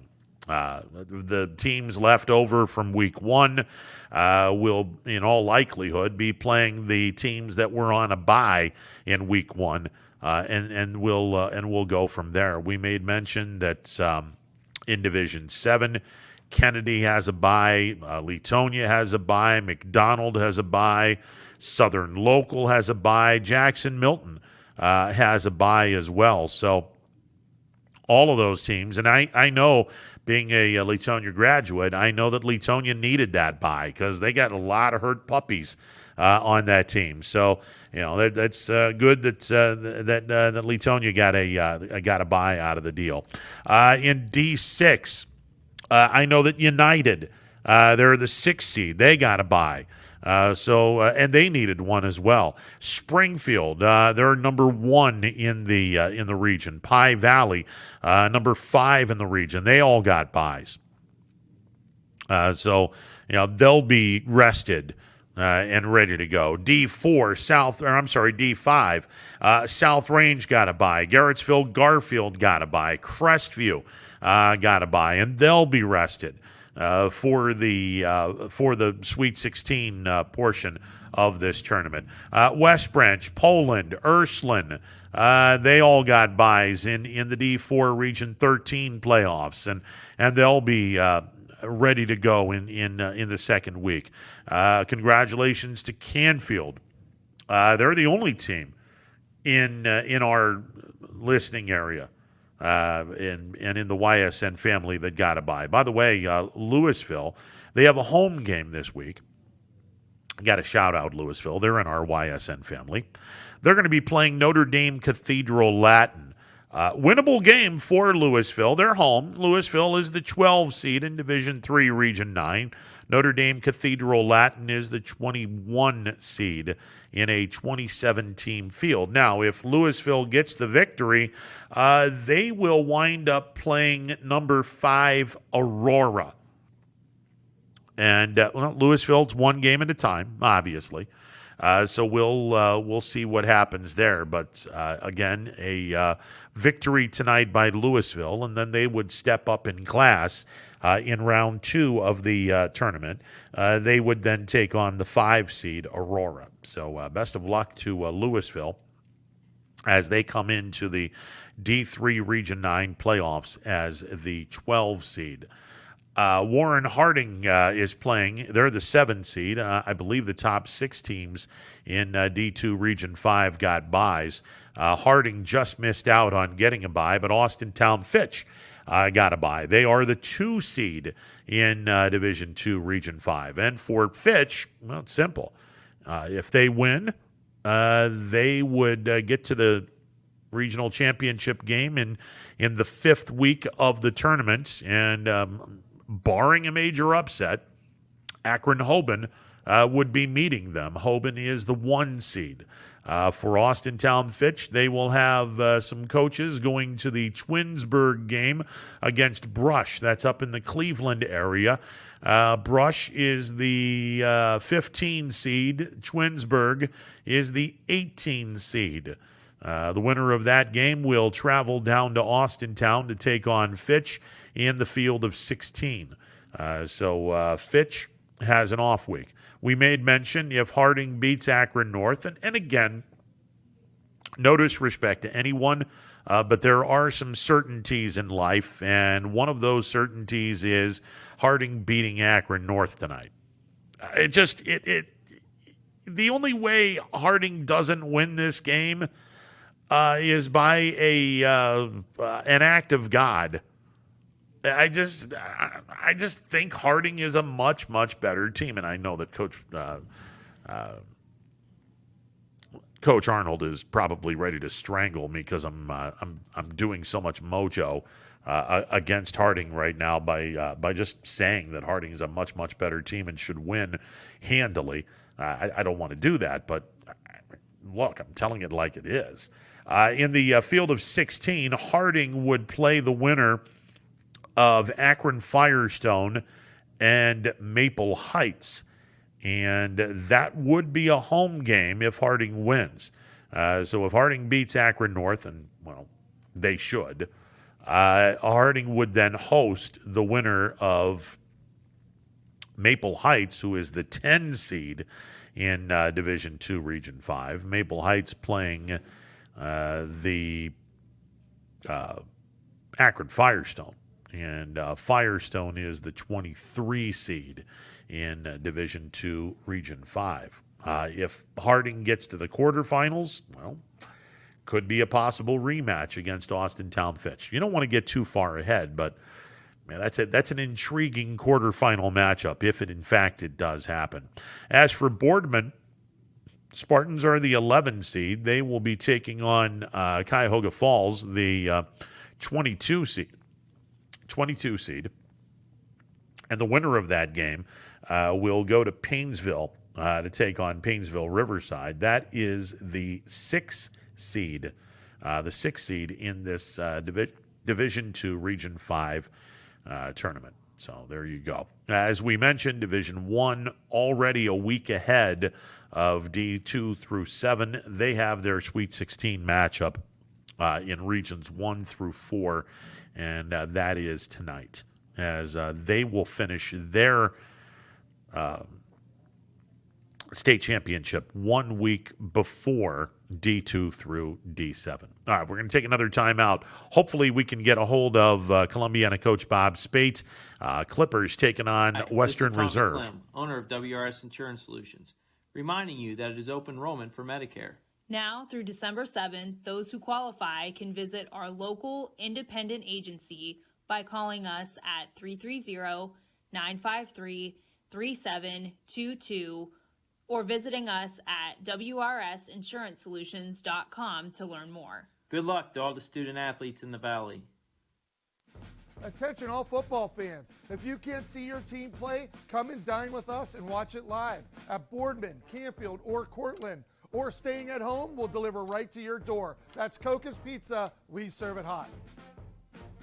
2020 will be a season like we've never seen before, but 21 Sports and YSN will be there for every key moment. The plays, the players, and the stories that will headline this season. Delivered by 21 Sports and YSN. Planning a project around your home or rental property? Trust the electrical service to the local experts with 62 years of serving the Mahoning Valley. Joe Dickey Electric is your local go-to source for responsive, reliable residential electrical work. From everyday maintenance and repairs to new installations, electrical upgrades, and safety inspections, no job is too big or too small. Call Joe Dickey Electric today, 800-549-3976, or visit DickeyElectric.com. That's DickeyElectric.com. Myers Family Insurance knows the importance of a great team. Our team continues to grow to help you with your Medicare and retirement needs. The annual election period is here, so it's all hands on deck to make sure your plans still meet your needs for 2020. Call us today. You may find yourself in some difficulty this winter. Don't get whacked by high heating bills. Call Michael at MP Vivo Heating and Air Conditioning. Michael is a trusted friend who will be able to help you with many things, like getting a 95% high-efficiency furnace this winter from Rude. Michael relies on Rude, so should you. Call MP Vivo Heating and Air Conditioning for a free estimate, 330-259-0486, and take care of your heating and air situation. Baird Brothers remains your source for fine hardwood products. For the time being, we're open for customer pickup only on weekdays, 9 a.m. to 4 p.m. and Saturday from 9 a.m. till noon. Place your order online at BairdBrothers.com. Baird Brothers, for the place you love. Quality, customer service, and integrity. Those are the 4 words that have driven our success since 1957 at Joe Dickey Electric. Joe Dickey Electric is one Mahoning Valley landmark business that stays current with the requirements of our customers. Family owned and managed, we are an electrical contractor and energy solutions provider. Every member of our team adds to his or her skill set through ongoing training. Residential, commercial, industrial, automotive, and more. We keep ahead of the needs of our customers with a fleet of more than 50 vehicles and 24/7 emergency service, so you're never left in the dark. The 4M Company, being an architect and construction manager for over 40 years, has had the opportunity to use many different electrical businesses for our projects. The depth, quality, and knowledge and attention to detail displayed by Dickey Electric makes them stand out above all the rest. For state-of-the-art expertise and a timeless commitment to our customers, contact Joe Dickey Electric. We are everything electrical.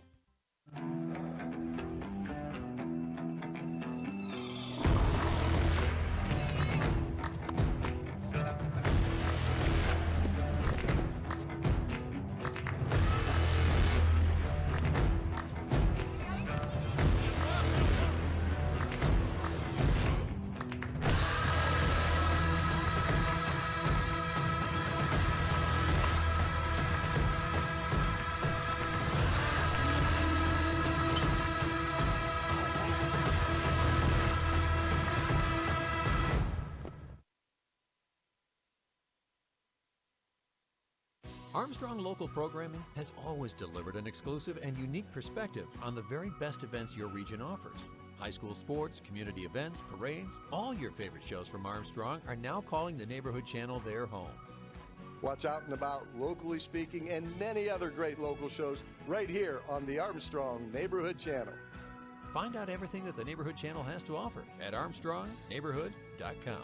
Spirit, town pride, local communities. Welcome to the neighborhood.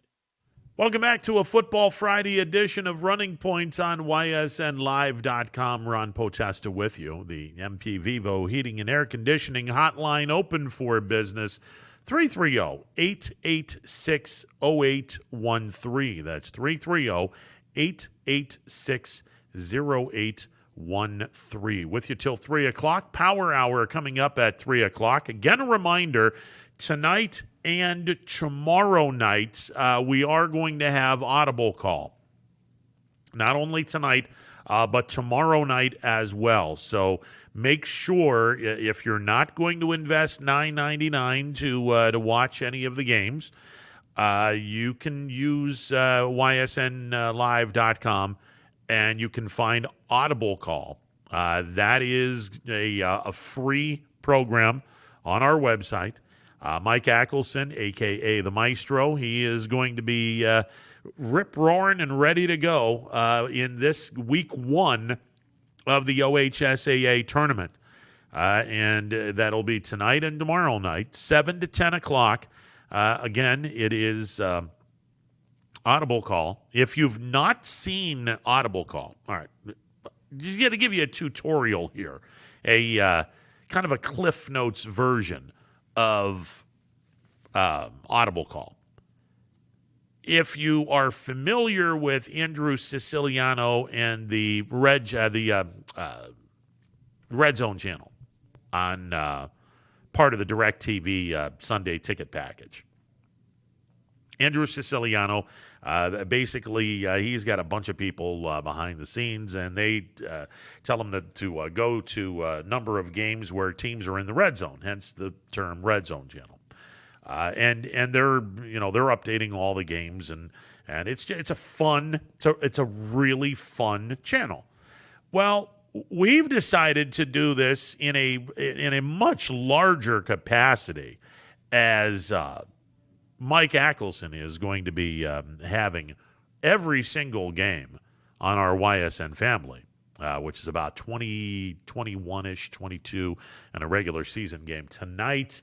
What do we got? 8 games tonight and a bunch of games tomorrow, where Mike Ackelson and the boys in behind the scenes are going to keep everyone updated. You're in the red zone, boom, we're going to go to that game. Check it out. It's a great, I mean a great service that YSN has. And that is tonight and tomorrow night from 7 to 10 p.m. All right, let's get to the phone lines. Welcome into the MP Vivo Heating and Air Conditioning Hotline. What's going on?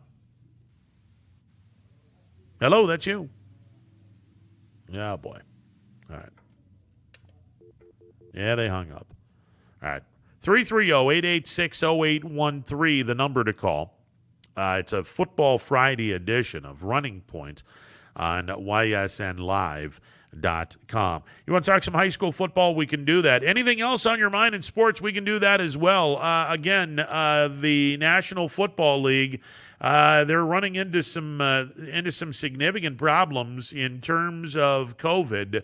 The last report we had, the New York Jets were sent home today, courtesy of the NFL. Apparently, there may or may not have been a player or someone in the facility that tested positive for COVID.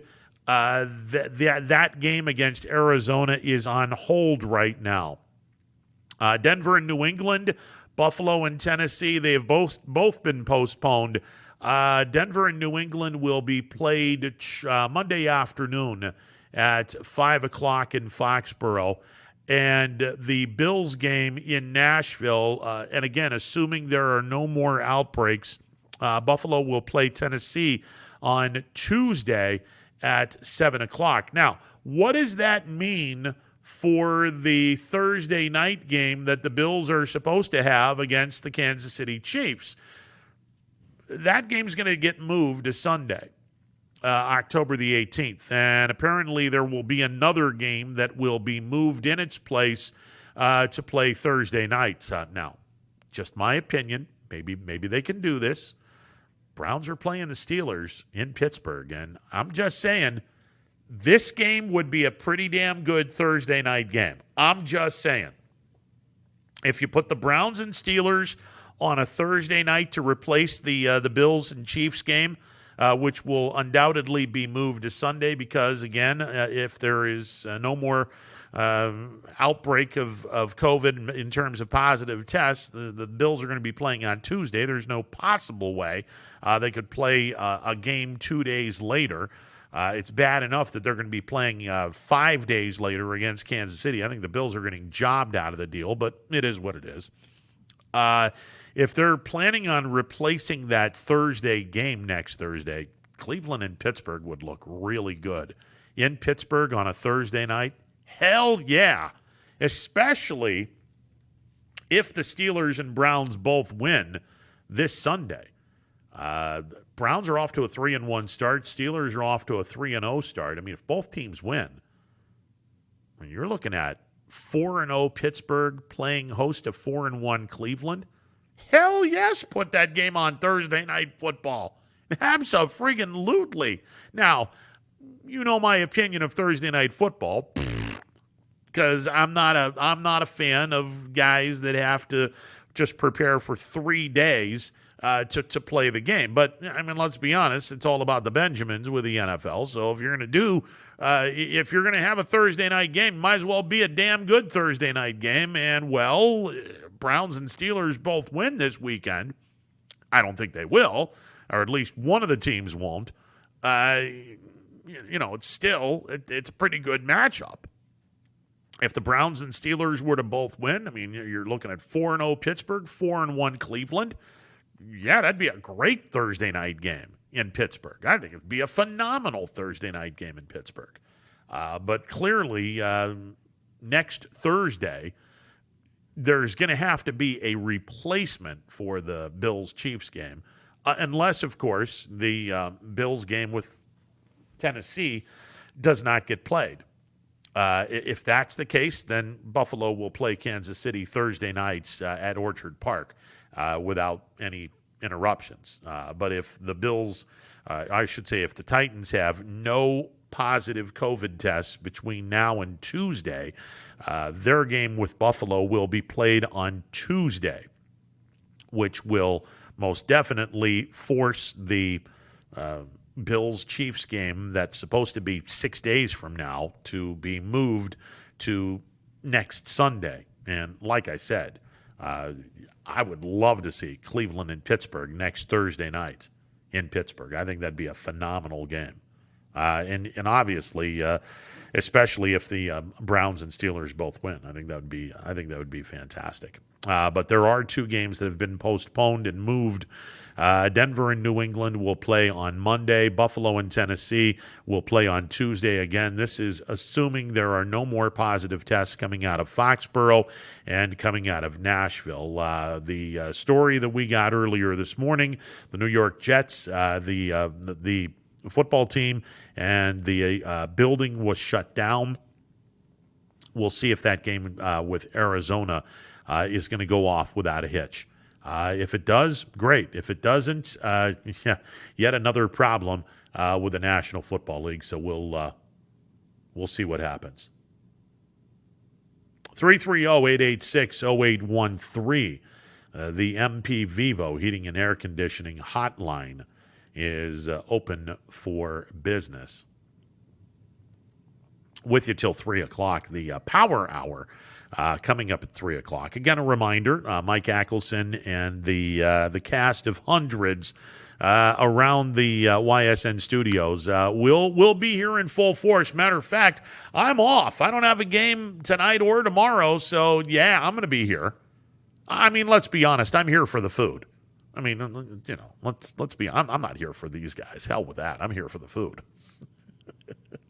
I'm joking. If you're listening over there across the room, I'm joking, boss. I'm seriously joking. I am here for the food, but I am joking. I'm going to have fun doing the or helping out with the Audible call. And if you have an opportunity to partake in the pay-per-view, $9.99.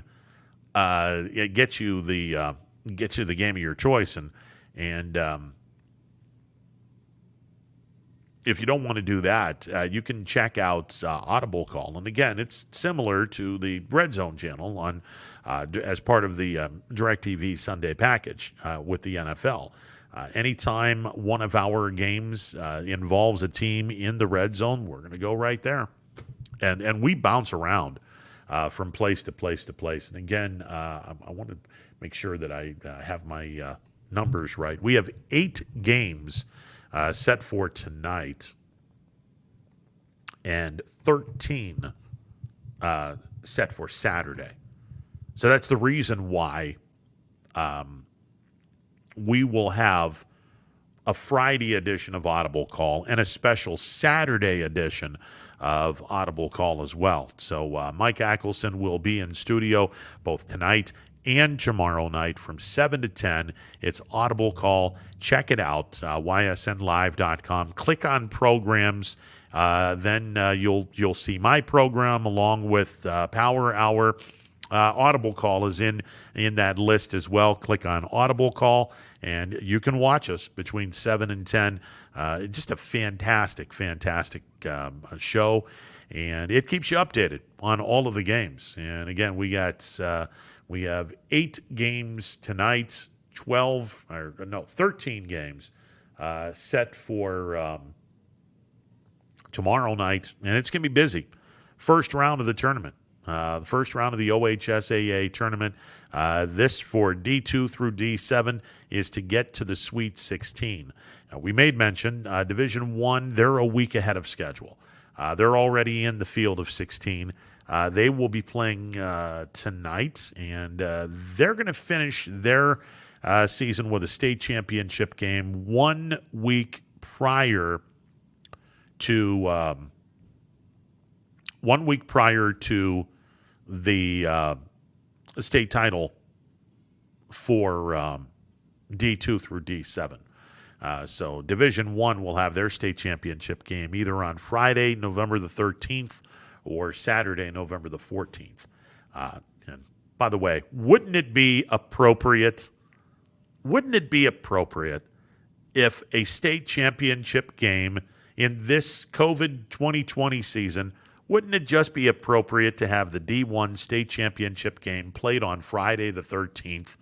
Can I get an amen on that? All right, 330-886-0813. Take a time out, be back with more. It is a Friday edition, a Football Friday edition of Running Point, courtesy of MP Vivo Heating and Air Conditioning. Back with more after this timeout. Stick around.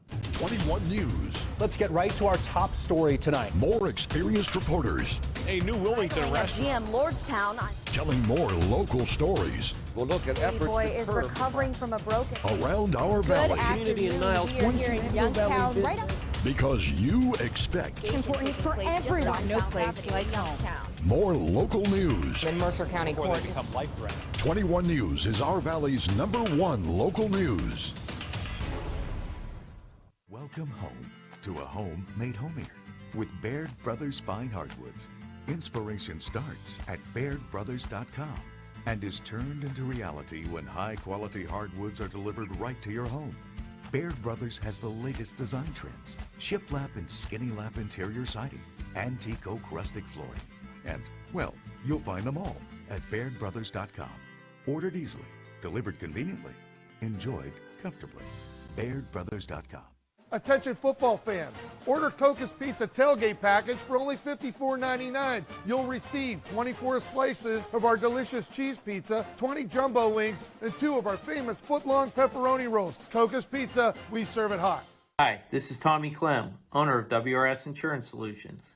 WRS Insurance Solutions is a local independent agency that specializes in life, Medicare, long-term care, and disability products. Call us at 330-953-3722 or visit us at wrsinsurancesolutions.com to learn more. Good luck to all the student athletes in the Valley. Your Armstrong services are more important than ever. There are more and more connected devices in the home these days. To get the most out of your experience, you need a network that is always getting better. You deserve superior performance, and that's what Armstrong offers every day. Whether you're working from home, enjoying your favorite content together, or simply catching up while apart, count on Armstrong to keep you connected to what matters most.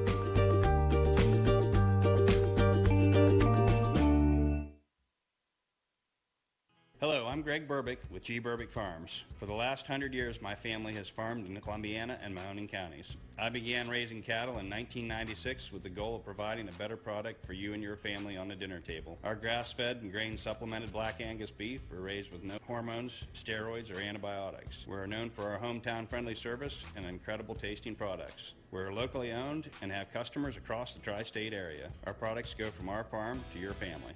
Stop by our farm on New Buffalo Road or visit us on the web at gburbickfarms.com. Don't forget to like us on Facebook. G. Burbick Farms, it just tastes better.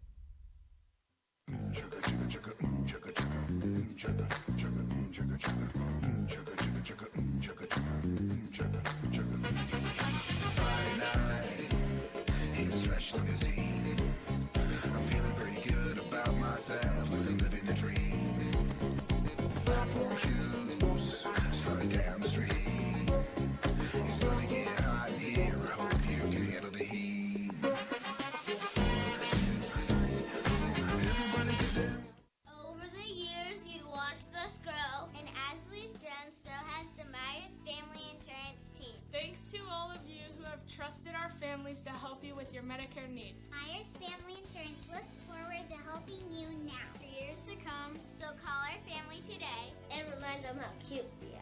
Myers Family Insurance continues to be the area's resource for all your Medicare and retirement needs. Call today, 330-286-3044. It's storm season. I think we're under the gun for some heavy storms over the next couple of hours. And Storm Tracker 21 is ready. This is probably the one we're keeping a closer eye on. On air And locally, we're going to have a lot of eyes on our area. Online, All right, let's talk high-risk futurecast and the timing of this weather. on social media, and on our app. Rain will come and go tomorrow. There'll be some dry intervals. Stay ready with Storm Tracker 21. The severe weather threat now through around sunset this evening. Hi, I'm Colin Chupa. And I'm Kelsey Clem from K-Squared Marketing. Our boutique marketing firm specializes in media planning and buying, public relations, event marketing strategies, and strategic sponsorships. We can integrate our services with your existing game plan, or we can be your entire marketing team. Your goals, our game plan. Let's win together. Call K-Squared Marketing at 330-623-2730 or visit ksquared.marketing to learn more. Hi everyone, this is DJ Yoakley with Your Sports Network. We appreciate your support of YSN and welcome you to the YSN family. Our broadcast streams are brought to you live at no cost to you by sponsors that are local to this community. Without the vision and generosity of our sponsors and partners, we would not be able to bring this game to you today. So please support the great businesses and leaders that are making this game possible. And if you're a business in need of great advertising and sponsorship opportunities, feel free to head over to our site for more information on the right fit for you. We are local, we are loyal, and we are live. We are YSN. Ah, the details. Baird Brothers Fine Hardwoods is one fine ride. Perfect cornering, superb handling, sporty and stylish, power to spare, plus awesome mileage. Yeah, jaw-droppingly beautiful lines and well appointed with luxurious trim. Put more oomph in your life and start beholding the molding. Find your home's fine hardwood at BairdBrothers.com. For heating, cooling, and indoor air quality, the Mahoning Valley trusts MP Vivo Heating and Air Conditioning, offering worry-free repair, service, and installation. Call MP Vivo today for a free estimate. MP Vivo Heating and Air Conditioning. We're your energy-efficient experts. Welcome back to a Football Friday edition of Running Points on ysnlive.com. We switch gears a little bit because some breaking news regarding one of the youngsters who was playing B-League baseball, Anthony Miller, who is currently playing with the Astro Falcons. And I want to say the 14U team. I might be wrong. No, it's 16U. Anthony Miller. He is a shortstop and a right-handed pitcher. Now, he was playing for the 16U team. That's the team that Steve Leslie manages, our general manager. Anthony Miller is a freshman. He's a sophomore this year. I beg your pardon. He is a sophomore this year at Newcastle High School. He, a couple of hours ago, announced via Twitter that he is committing to a baseball career and academic career at the University of Notre Dame. So Anthony Miller is one of the newest recruits in the class of 2023 with the Notre Dame baseball team. And again, yet another example of the talent that is abundantly apparent in B-League. There's an awful lot of talent in this area when it comes to baseball. I have said from the get-go, since 2012, which is going to be approaching 9 years this year, 9 seasons of football and baseball, there have been more teams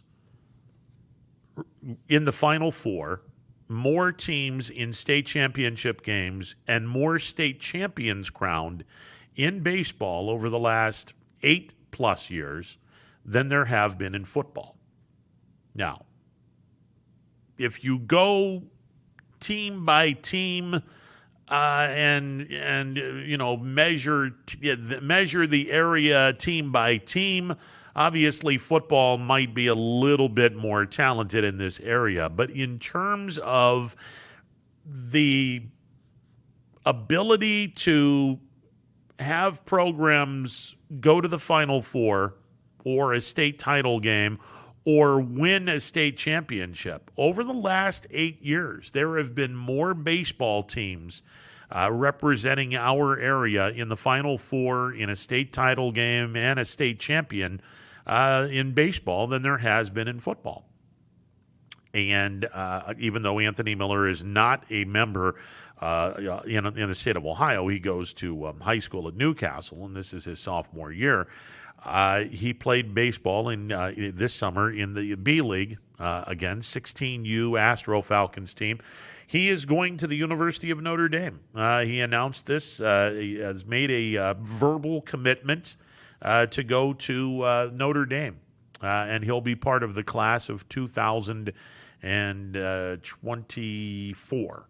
That would be 2024 because he graduates in 2023 from Newcastle. So he would be part of the class of 2024. So congratulations to Anthony Miller. Congratulations to the Astro Falcons organization and to Class B League in general. Yet another reason why, once again, the B League is certainly one of the premier leagues in this area for baseball. And even though the numbers are down, and that's partly because the population in this area. I've made mention a number of times. The population in this area since Black Friday or Black Monday, excuse me, since Black Monday, which was in the 70s. This area has taken a severe hit population-wise. I want to say 60% of the population in the Mahoning Valley is gone from that fateful Monday morning in 1977. 43 years later, the population has been down 60%, and with that goes, and a lot of people would argue this, with that goes a lot of kids that would normally be bringing in even more talent high school wise, whether it be on the football field, the baseball diamond, the basketball court, whatever sports. You lose 60% of your population, obviously you're losing a ton of potential talents, athletic talents. And again, I hearken back to the days when I was in school, which seems like a lifetime ago for some people. I graduated in 1982.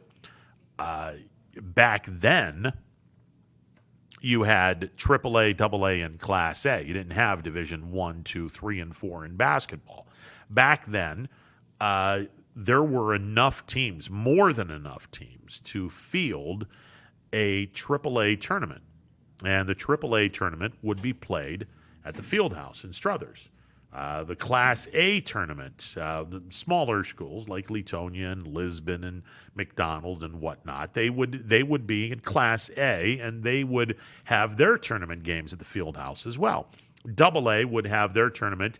At least the AA schools in Mahoning and Columbiana counties would have their tournament at Salem High School.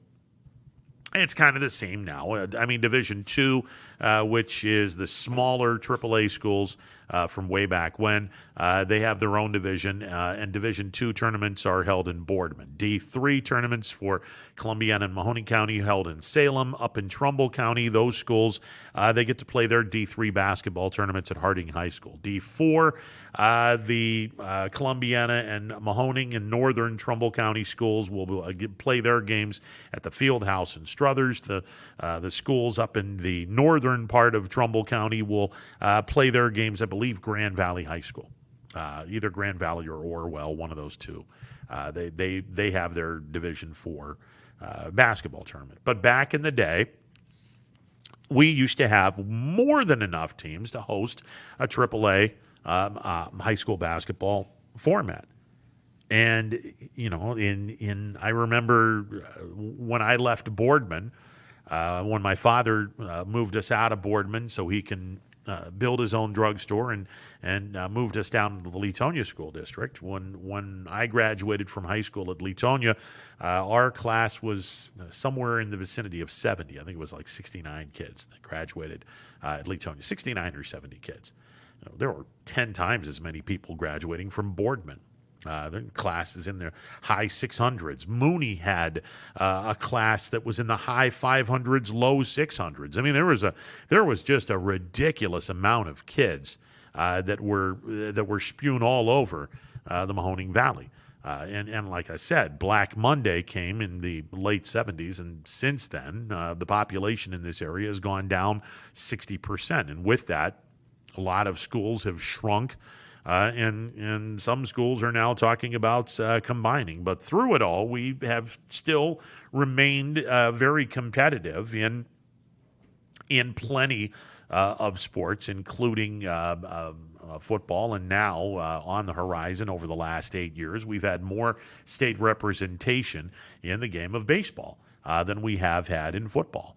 Basketball still behind for whatever reason. And I can remember a day in the again, I'll go back to the 70s, 80s, and even as early as the mid-90s. I remember Ursuline making a magical run in the mid-90s. They were a 500 team or slightly below 500. They caught fire, wound up winning a state championship at the old St. John Arena in Columbus. I remember the plenty of the Rayen Tigers from back in the day, Coach Sigletti and his kids being fixtures in regional tournaments, and occasionally they'd head down to Columbus and play a state tournament game. Alan Burns and the phenomenal teams that Boardman used to have in the late 60s, early 70s. Rick Brook over at Sebring, year in, year out, that team was always going to the regional tournament. They owned the Struthers tournament back in the day. And you see basketball being played today, not on the same level, but we are catching up. And hopefully, it's been a while since the area has had a boys team, go to the state champion or state semifinals. And I think the last time a boys team from the Mahoning Valley went to a state tournament game, that was Peyton Aldridge, his senior year at LeBray. And I believe that was 2012. Either his junior or senior year at LeBray. That was the last team that went, boys team, that went to Columbus. And that was the LeBray 2012, and then that's been a while. Hopefully we'll be able to have a couple of teams in the next few years scoot down to Columbus for basketball. But, certainly we're still very competitive in football, and we'll see what happens as we get the tournament rolling tonight. Tonight we have D2, D3, and D7 on the dockets, and those three divisions will be playing every Friday night from here on out. D2, D3, and D7 will be playing games on Friday evenings. D4, D5, and D6 Saturday night is reserved for those three divisions. So we'll have plenty of football to be played Friday and Saturday. And again, tonight we have a grand total of 8 games that are going to be played tonight on the YSN family. Lowellville will be hosting Valley Christian. That game's going to be played at Struthers High School. Boardman is hosting Cuyahoga Falls. Hubbard is hosting Alliance. We're bebopping around the different divisions. Let's see, we have Akron Coventry is going to be hosting Cheney. Louisville is going to be hosting Notre Dame Cathedral Latin. That game is going to be played at Louisville. Louisville is the 12 seed. Notre Dame Cathedral Latin is the 21 seed. That game will be played at Louisville tonight. Division 3 also. Niles is hosting their first ever home playoff game. Think about that one for a second. Now, given the fact, and Niles in their heyday, they played state championship caliber football in the early 60s. The problem, you didn't have a state championship playoff. You had the newspapers determining who a state championship team would be. In 1972, they started the OHSAA playoffs. Niles, and it's amazing to me that this will be the first ever home playoff game as they host Ravenna tonight. So good luck to Coach Perry and the Niles Red Dragons as they host their first ever home playoff game. So Niles taking on Ravenna. We made mention Harding is going to be in action tonight. They're going to be hosting Akron North. Let's see who else is in our family of stars. We will have East will be traveling to Steubenville. Howland will be traveling to Akron Buchtel. And again, divisions 2, 3, and 7 will be playing their games tonight. D4, 5, and 6 will be playing their games on Saturday night. And there you go. All right, 330-886-0813, the MP Vivo Heating and Air Conditioning Hotline, open for business. We'll take a timeout, be back with more. It is a Football Friday edition of Running Point on ysnlive.com. Stick around, more to come. Hello, I'm Greg Burbick with G. Burbick Farms. For the last 100 years, my family has farmed in Columbiana and Mahoning counties. I began raising cattle in 1996 with the goal of providing a better product for you and your family on the dinner table. Our grass-fed and grain-supplemented Black Angus beef are raised with no hormones, steroids, or antibiotics. We're known for our hometown-friendly service and incredible tasting products. We're locally owned and have customers across the tri-state area. Our products go from our farm to your family. Stop by our farm on New Buffalo Road or visit us on the web at gburbickfarms.com. Don't forget to like us on Facebook. G. Burbick Farms, it just tastes better.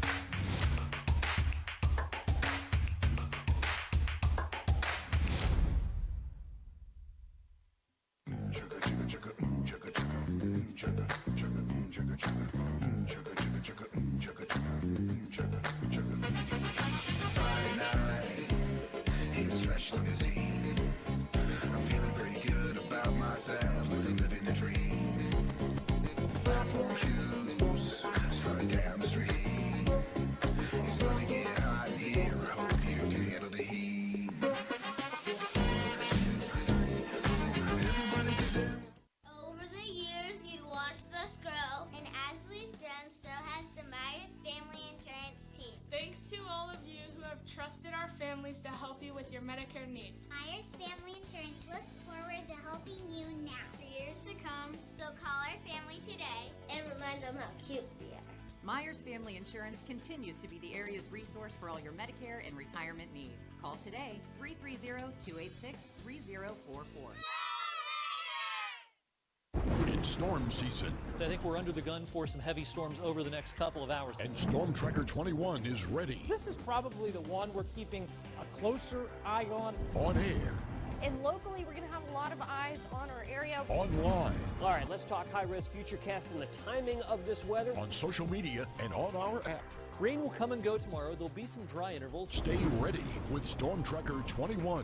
The severe weather threat now through around sunset this evening.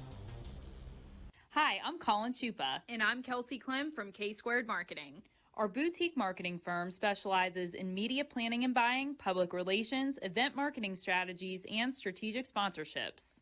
We can integrate our services with your existing game plan, or we can be your entire marketing team. Your goals, our game plan. Let's win together. Call K-Squared Marketing at 330-623-2730 or visit ksquared.marketing to learn more. Hi everyone, this is DJ Yoakley with Your Sports Network. We appreciate your support of YSN and welcome you to the YSN family. Our broadcast streams are brought to you live at no cost to you by sponsors that are local to this community. Without the vision and generosity of our sponsors and partners, we would not be able to bring this game to you today. So please support the great businesses and leaders that are making this game possible. And if you're a business in need of great advertising and sponsorship opportunities, feel free to head over to our site for more information on the right fit for you. We are local, we are loyal, and we are live. We are YSN. Ah, the details. Baird Brothers Fine Hardwoods is one fine ride. Perfect cornering, superb handling, sporty and stylish, power to spare, plus awesome mileage. Yeah, jaw-droppingly beautiful lines and well appointed with luxurious trim. Put more oomph in your life and start beholding the molding. Find your home's fine hardwood at BairdBrothers.com. No matter what the weather, be prepared with a reliable, efficient Ruud gas furnace or air conditioner from MP Vivo Heating and Air Conditioning. Call your energy-efficient expert, MP Vivo, today for a free estimate. Here at MP Vivo, we rely on Ruud, and so should you. Welcome back to a Football Friday edition of Running Point on YSNLive.com. The MP Vivo Heating and Air Conditioning hotline open for business. 330-886-0813. That's 330-886-0813. Some bad news coming out of Chicago last night. We normally would not mention, teams that are not from the area or the regional area. We love talking about the teams from Cleveland and Pittsburgh, and I'll talk about my Bills because, well, it's my show, and the Bills are the best team in the NFL. At least they're undefeated. I still have a smile on my face. This is so fun. Unfortunately, we do have to talk about the Bears game against the Buccaneers last night because a local kid has been lost for the season from Chicago. James Daniels, who played his high school football at Harding High School, played collegiately at Iowa, was one of the better offensive linemen to come out of the Big Ten. Not only the Big Ten, one of the better offensive linemen to come out of the NFL draft. I want to say he's in his third year. James Daniels suffered a season-ending torn pec muscle. This according to Tom Pelissero of the NFL Network.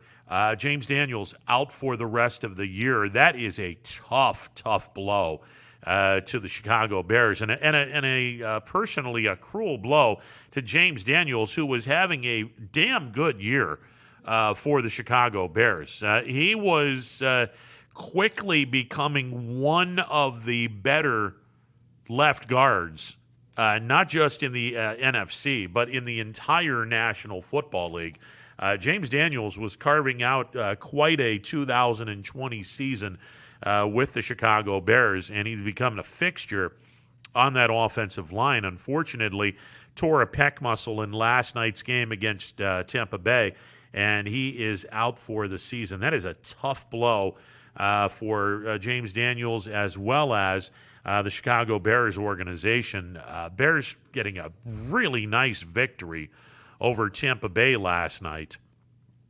And it comes with a price as they lose one of their better offensive linemen. Harding High School grad James Daniels lost for the year with a torn pec muscle. So that's a big-time loss to the Chicago Bears. Very, very tough loss to the Chicago Bears and that organization, as James Daniels is out for the year, having a torn pec muscle after last night's game with the Tampa Bay Buccaneers. We started the program off, and again, if you have not heard the news, if you're a Steelers fan, and even if you're not a Steelers fan, say a prayer for former Steeler player and current Steeler broadcaster Tunch Ilkin. He has been diagnosed with Lou Gehrig's disease, ALS, for which there is no cure at the present time, and hopefully there will be a cure very, very soon. Tunch Ilkin was diagnosed with ALS earlier this week, at Pittsburgh's UPMC Hospital. They suggested that Tunch get a second opinion, and they recommended the Cleveland Clinic. So Tunch went to Cleveland, to the Cleveland Clinic, and unfortunately the clinic, they agreed with the assessment from Pittsburgh UPMC Hospital. Tunch Ilkin has ALS, and again, that's a disease that does not have a cure. It is a very, very cruel disease. If anyone has ever seen or has experienced a loved one go through this is an absolutely cruel disease. It basically shuts down the organs of a person one by one, and you, through the amount of time you watch a person go completely healthy to not being able to do anything in terms of motor skills, and it is just a damn shame, and it's a cruel disease. I know that there have been some prominent people in the Mahoning Valley that have had the unfortunate of having ALS, and again, it's a disease that doesn't have a cure, and it's just such a terrible tragedy. Anyone that gets this, and unfortunately, the Steeler family found out later or earlier in the week that their broadcaster, color analyst, former Steelers player, former offensive lineman Tunch Ilkin has been diagnosed with ALS. Certainly, say a prayer for Tunch Ilkin, the Steelers family. Just a terrible disease for anyone that has ever had a loved one go through this.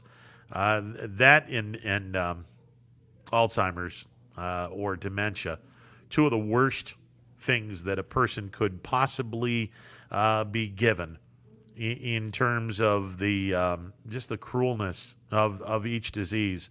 And I had to deal with it with my grandmother. When someone has dementia or Alzheimer's, you watch a person just go from this very active person to someone who doesn't know anybody, doesn't know who they are, doesn't know where they are, and then ultimately their organs shut down and they pass away from that regard. ALS, very similar, in which the only difference is in ALS the mind is still there.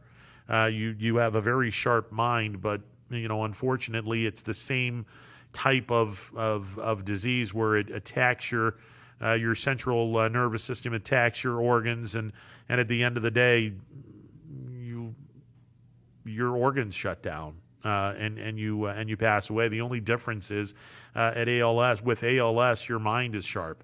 With dementia or Alzheimer's, you don't have a sharp mind. You don't know at the end of the day, at the end of this disease, you have no idea where you are. You have no idea who you are. You have no idea who your family is. Horrible disease. And I remember vividly, and I'll never forget it. It's seared in my memory. The last time I saw my grandmother.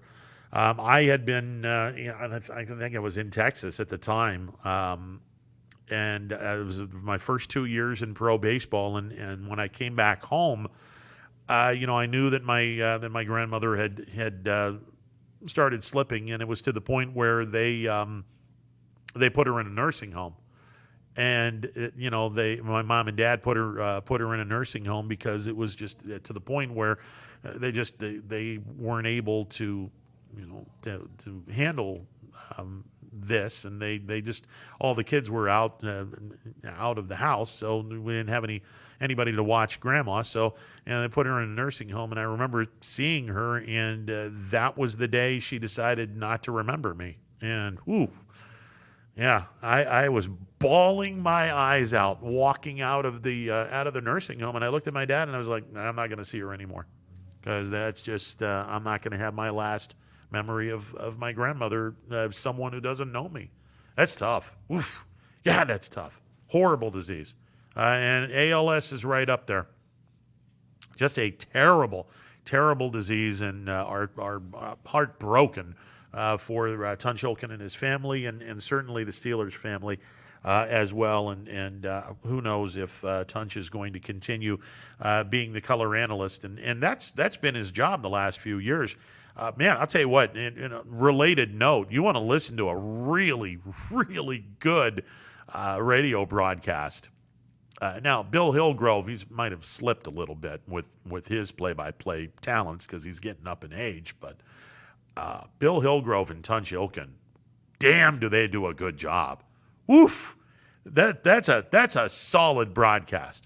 That's right up there with Jim Donovan and Doug Deacon with the Browns. Of course, around here you can't hear the Browns games because nobody in our area carries the Browns games, which to me is asinine. I cannot believe there isn't a local radio station in the Youngstown area that doesn't carry the Browns. That's absurd.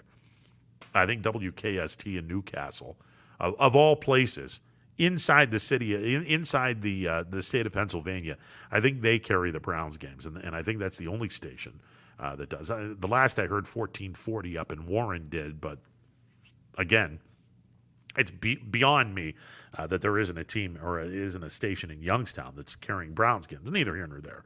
But Tunch Ilkin and Bill Hillgrove's broadcast, wow, really, really good broadcasts. Right up there, as I mentioned, with Jim Donovan and Doug Deacon, who do a fantastic job with the Browns. So hopefully, knock on wood, hopefully Tunch Ilkin will continue to be the color analyst for Bill Hillgrove and the Steelers broadcast. All right, 330-886-0813, the MP Vivo Heating and Air Conditioning Hotline, open for business. We made mention earlier today, we got word about, 20 minutes or so ago, that one of the members of the 16U Astro Falcons has made a oral commitment to continuing his academic and baseball career as Anthony Miller, who was on the Astro Falcons 16U team. He is going to go to Notre Dame. He made his verbal commitment to Notre Dame today. Again, Anthony Miller is a sophomore this year at Newcastle High School. And he is going to, when he graduates from high school in 2023, the plan is for Anthony Miller to go to college and play his 4 years of college at the University of Notre Dame. So congratulations to Anthony Miller, shortstop and right-handed pitcher, played for Steve Leslie and the 16U Astro Falcons team. We're hoping to get Coach Leslie on, the GM of this here outfit, Your Sports Network, and he also is the manager of the 16U Astro Falcons team. And you ask for it and you get it right on time. Our GM, Steve Leslie, joining me on the MP Vivo Heating and Air Conditioning Hotline. Boss, how are you today, sir? I'm doing good, Paul. How about you? I'm off this weekend, so order more food and I'll come down and help you guys out tonight and tomorrow night. Yeah, it's going to be a fun night at the studio for sure. Obviously, we're going to have playoff action, and we're really the home for all our local schools playoff-wise, and we're proud of that. I know DJ is, and obviously the Audible show will go on at 7 with games, and a playoff pre-snap show from 6:30 to 6:55 with Mike Ackelson and Nick. So good night and great night for football, so we're looking forward to it. Yeah, 8 games tonight, 13 games tomorrow. And again, the Audible call is going to not only be on tonight from 7 to 10, it'll also be on Saturday night from 7 to 10 as we're in round 1 of the playoffs. Playoffs? So it'd be a lot of fun. And then next week, the local teams that got byes, they'll jump in as D2 through D7 will get into the Sweet 16. But I know that you wanted to call in today because you've had the pleasure to manage one of the better kids in the Astro Falcons organization, Anthony Miller, who goes to Newcastle. He's a sophomore this year at Newcastle High School. Earlier today, Anthony Miller made a verbal commitment to the University of Notre Dame. He's going to go to Notre Dame via a baseball scholarship. Talk a little bit about Anthony Miller and what he brings to the table with the Astro Falcons 16U team. Well, first of all, Anthony Miller, Ronnie, is one of those kids that I've coached a long time, and was one of those guys that's one of the hardest workers I've ever coached. So from our standpoint, and as the GM with Astros, to have him get a scholarship to the University of Notre Dame as a sophomore, and I texted him early. It's a very good package. So from the Astro Falcon organization, we are thrilled to have him be a part of Notre Dame. He's a great part of our organization, and certainly as an organization, that's something we're very proud of. Well, let's go way back in the time machine. There was a kid that played in the Astro Falcons organization back in the mid-'90s that wound up getting a full ride scholarship on his own accord to the University of Notre Dame, parlayed it into a pro career. The pro career didn't last all that long, but if you need any work done with your teeth, young Andy Bushy is the man that you want to see. Andrew Bushy, quite the baseball player for Cardinal Mooney, and in the summertime with the Astro Falcons in the mid and late 90s, and like Andrew Miller, he verbally committed to Notre Dame and had a damn good career at Notre Dame, Steve. Yeah, he had a great career. Was fortunate enough to coach him, and he was a part of the Astros too. So very good comparison, Ronnie, between the two. Very similar type of players. They're both have progressed along really well. Anthony's situation is, I think he can help it a little bit at Notre Dame with both. Outstanding on the mound. His ERA was under 1 for us, hit over 400, can play in the middle. Awesome defender, one of the best ones I've had. So he will be one of those guys, I think, that will get there, and whatever Notre Dame suits him for, they will use him. But as of now, he's going to go as a player and a position player and a pitcher. So we're excited about that. Our 16-year-old group, Ronnie, we're thrilled about.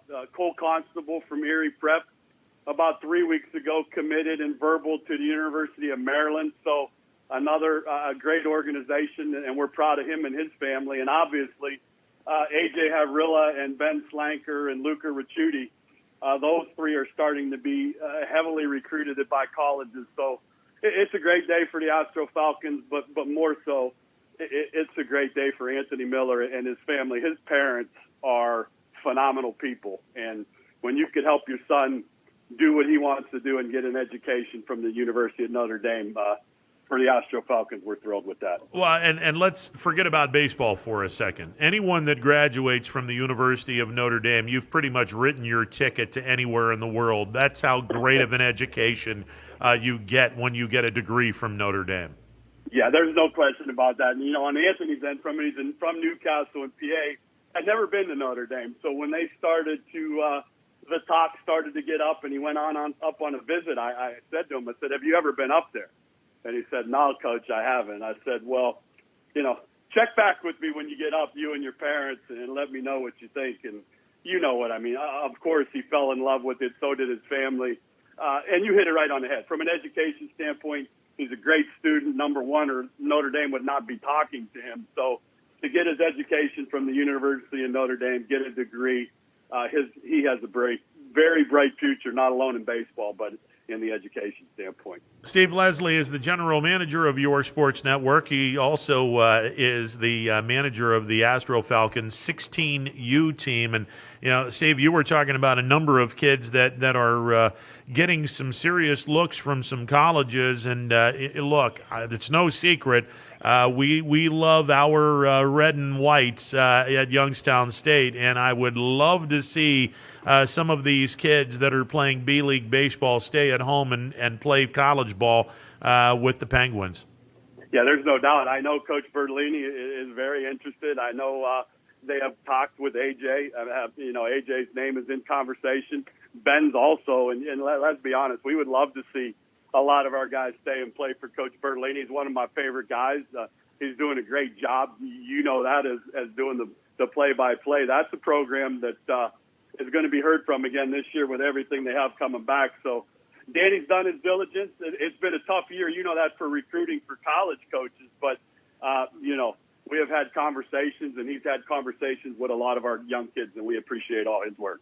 You have some kids coming up from the 14U program that are going to be very well received in terms of college interest in some of these kids as well. There's one kid in particular, the big boy, first baseman / pitcher that's going to Canfield this year. He's I believe he's a freshman this year, and the last name escapes me, but not only can this kid hit the hell out of a baseball, he can also throw the ball very hard. Yeah, Jake Schneider is a Canfield left-handed pitcher, very talented. Colton Rorick on that staff, Rischel on that staff. Those guys, that young team won the championship last year. A lot of them are up with us. Coach Pletcher does a great job at our 18U, so some of our 16-year-olds, Ronnie, will probably not play a whole lot of Little B. The Anthony Millers, the Havrillas, those guys will probably play a lot up, which we encourage. But we're excited about this 14U group to come up and mix in with some of our young kids. That our 16-year-old group is very talented. I mentioned those guys, but Dom Fornataro, another Newcastle guy, is on the radar now. He's been hitting 84, 85. So from a pitching standpoint, we do well. Coach Mack does a lot with our pitchers, and their velo goes up each year. So talented group, and looking forward to getting going with them starting next week in our indoor facility. Steve, you and I grew up in an era where prior to Black Monday, this area was hopping. Since Black Monday, 60% of the population in the Mahoning Valley has left the area and gone to other parts of the country. Now, obviously, we're still talented in all of the high school sports, but nowhere near where we were in terms of numbers from back when we were in school. That hasn't stopped this area from producing some really good athletes, whether it be on the diamond, whether it be on the football field.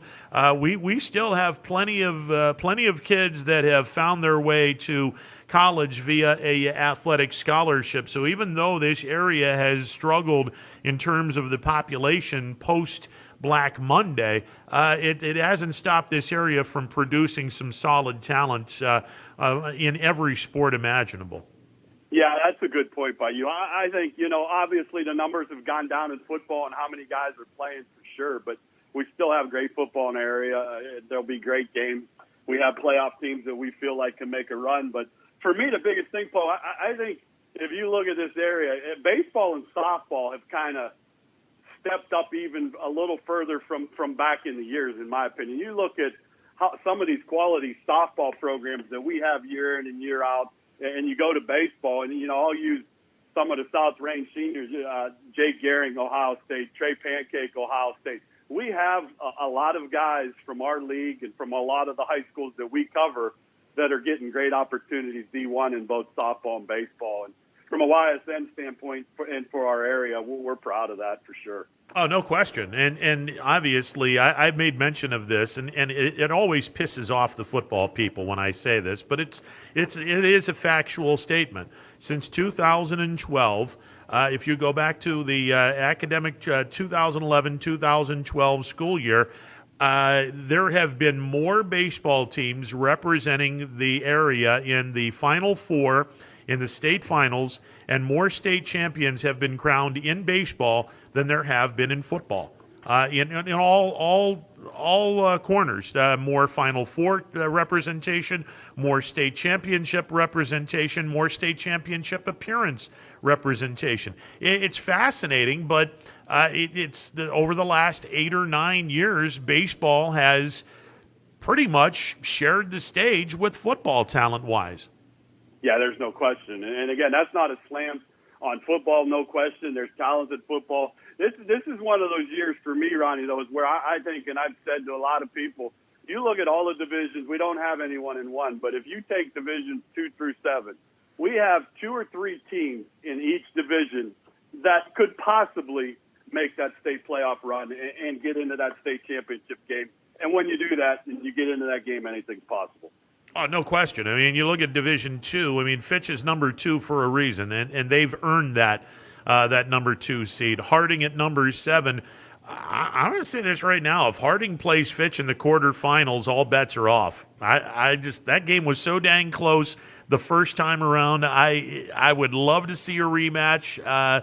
We'll see if that develops, and I wouldn't sleep on Boardman either. You've got the Treveri kid that's now back at quarterback, and Boardman's getting healthy right at the right time. I would not look at that record and assume that Boardman takes a quick exit, because they're getting healthy at the right time in D2.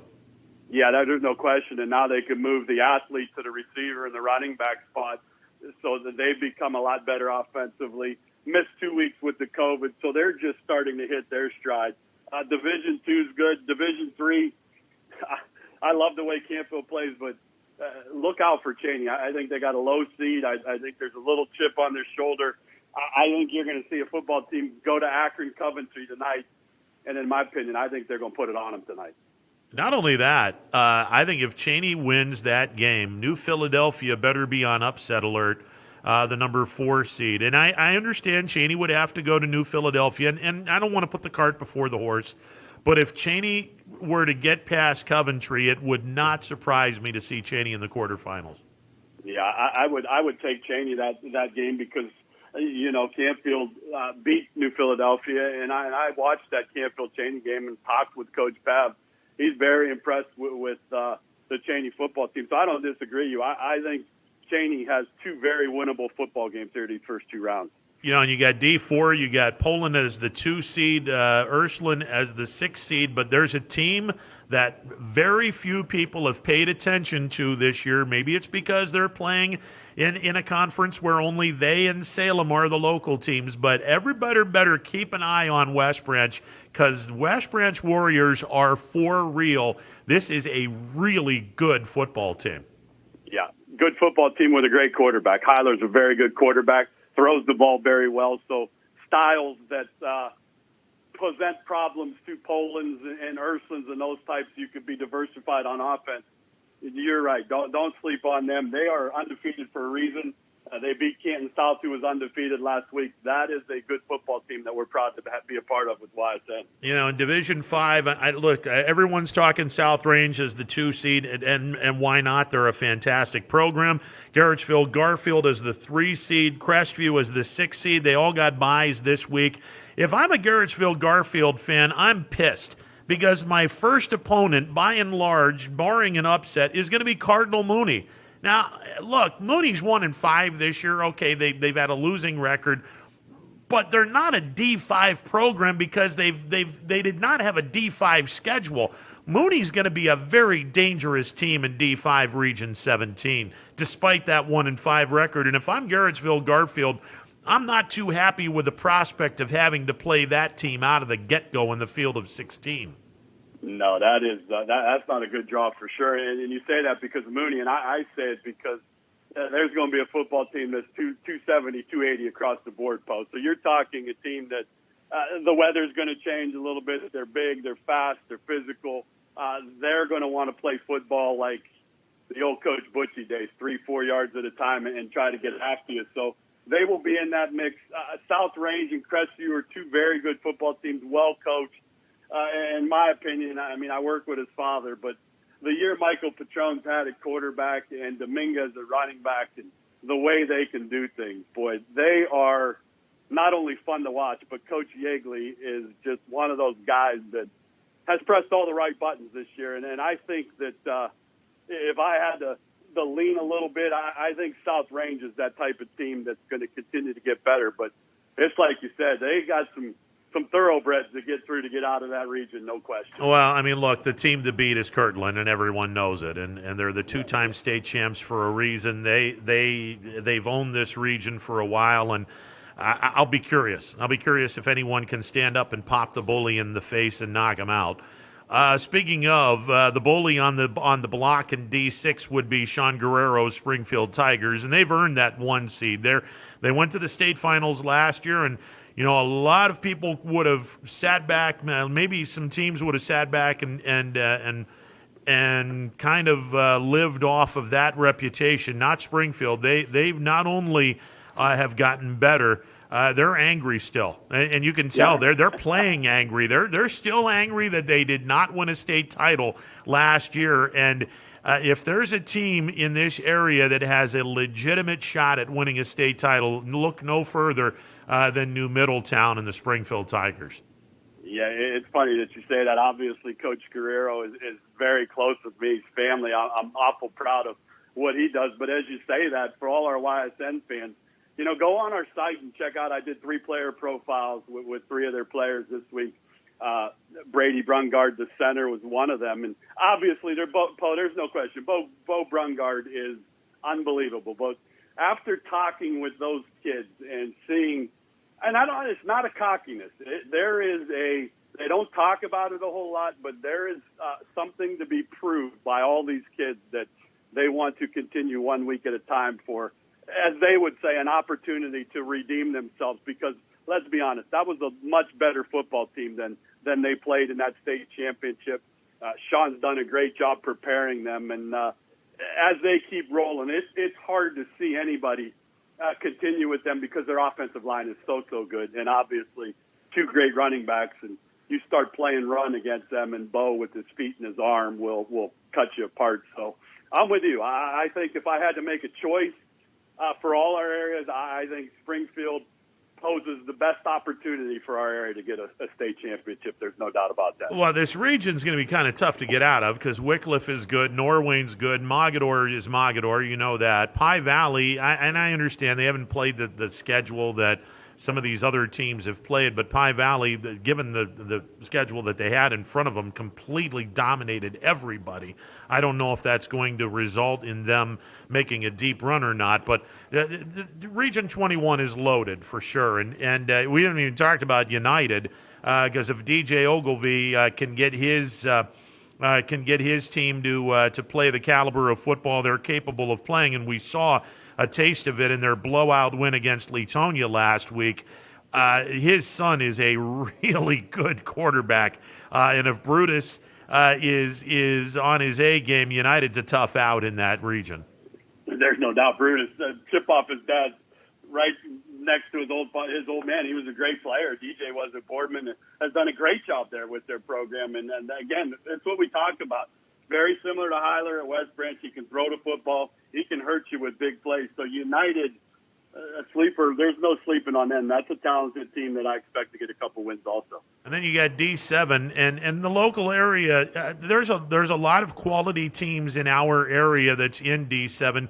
Kennedy is number 1 for a reason. They're probably the most complete team in this region. But assuming that everyone is healthy, I would not sleep on my alma mater. Marco Ferri is, and I'll say it, and without any hesitation, and I will not hear an argument. Marco Ferri is the best running back in this area. I think he is. I believe that wholeheartedly. The numbers bear it out. He is a phenomenal football player. Even though he's playing D7 football, he's phenomenal. McDonald, a fantastic team. I think the most disrespected team in this region, and I can't believe the coaches think that Southern Local is the 9th best team in this region, because this team is a really good team. By all accounts, they're a blown 2-point conversion from being a 6-0 team this year. Southern Local is not the 9th best team in this region. They're going to make a very deep run in the playoffs. Yeah, okay. So here's my question. This is what I think. I want to get what you think. My opinion, D7 is the most disrespected division in our area, in our region, the way they were seated. That's just my opinion. I'm with you. I think Coach Wright does a great job. They lost the game by 1 first game of the year. They went for 2 to win the game. So hats off for him for playing to win the football game. So I just, when I looked at that region, I just kind of shook my head at some of the seating there. But I think I'll go all the way down to Southern Local. There's a team that could win 2 or 3 playoff games. And I'm with you. Latonia, Coach Julia, love what he does. He's passionate, and Ferry's a good running back. And if he can get himself right here off this bye week, they will be hard to handle because they can run the football.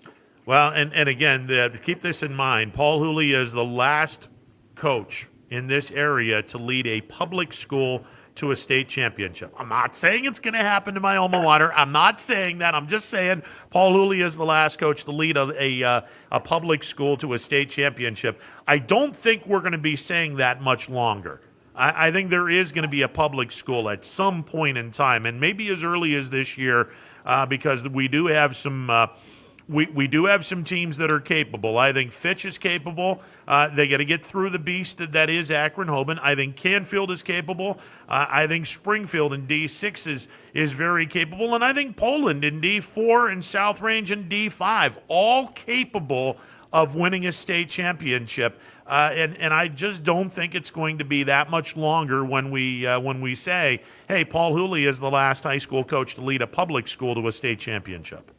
I'm with you. Let's go. I want to see it happen. I do. I want to see this area get back to where it was. I think we're starting to get that trend. You said that. We are the home of high school football, and I know you feel this way. I'm going to say it. People don't understand, Ronnie, the commitment that DJ made to this state playoff run. Do not get the whole concept. Here, I'll say it. I'm the GM. It cost us $200 to stream an audio football game. So if you take that by the 52 schools that we have, he made a huge commitment to fans, to schools, to communities. I salute him. I give him and Brian Scott all the credit in the world. Yes, there's some glitches. Yes, there's some bumps in the road, but we are full bore, ready to go to give everybody and all our schools the most complete high school football coverage that they will have seen. Well, 21 games between tonight and tomorrow night at $200 a pop. That's over $4,000. Yes, right. And that's and one 25%, round. Right, 25% back to the schools. So when you go on ysnlive.com/hit-your-school, make sure the 25% goes back to your school. You get all the games. You get the Audible without great sponsors. You know that. Without fans, we're not doing what we love to do. So pick up the pace. I know we're picking it up tonight. We need the fans and all our supporters pick up the pace, support these kids, and let's crown somebody from our area champion. I really want to see that. Amen to that. Steve, always a pleasure. I'm going to make room for Power Hour. I'll see you down here later tonight. All righty. Have a good one. Thanks. Amen. See you. All right. Steve Leslie, General Manager of YSN, also the manager of the Astro Falcons 16U team. That'll do it for Running Point. Stick around. Power Hour is coming up next. And again, keep in mind, $9.99 gets you the entire 8-game schedule tonight, the entire 13-game schedule on Saturday night. 25% of your $9.99 investment will go to the team that you are planning on watching for the games tonight or tomorrow night or both. If you're not ready to spend $9.99, that's fine. Go to ysnlive.com and search for Audible Call. You'll be able to watch Mike Ackelson and those of us behind the scenes as we will keep you updated on all the postseason games. Playoffs start tonight. Yep, the tournament begins tonight in earnest. D2, D3, and D7 tonight. D4, 5, and 6 tomorrow night. Make it a great weekend. We will talk on Monday. It'll be a Monday edition of Running Point. Monday through Friday, noon to 3 on ysnlive.com. Power Hours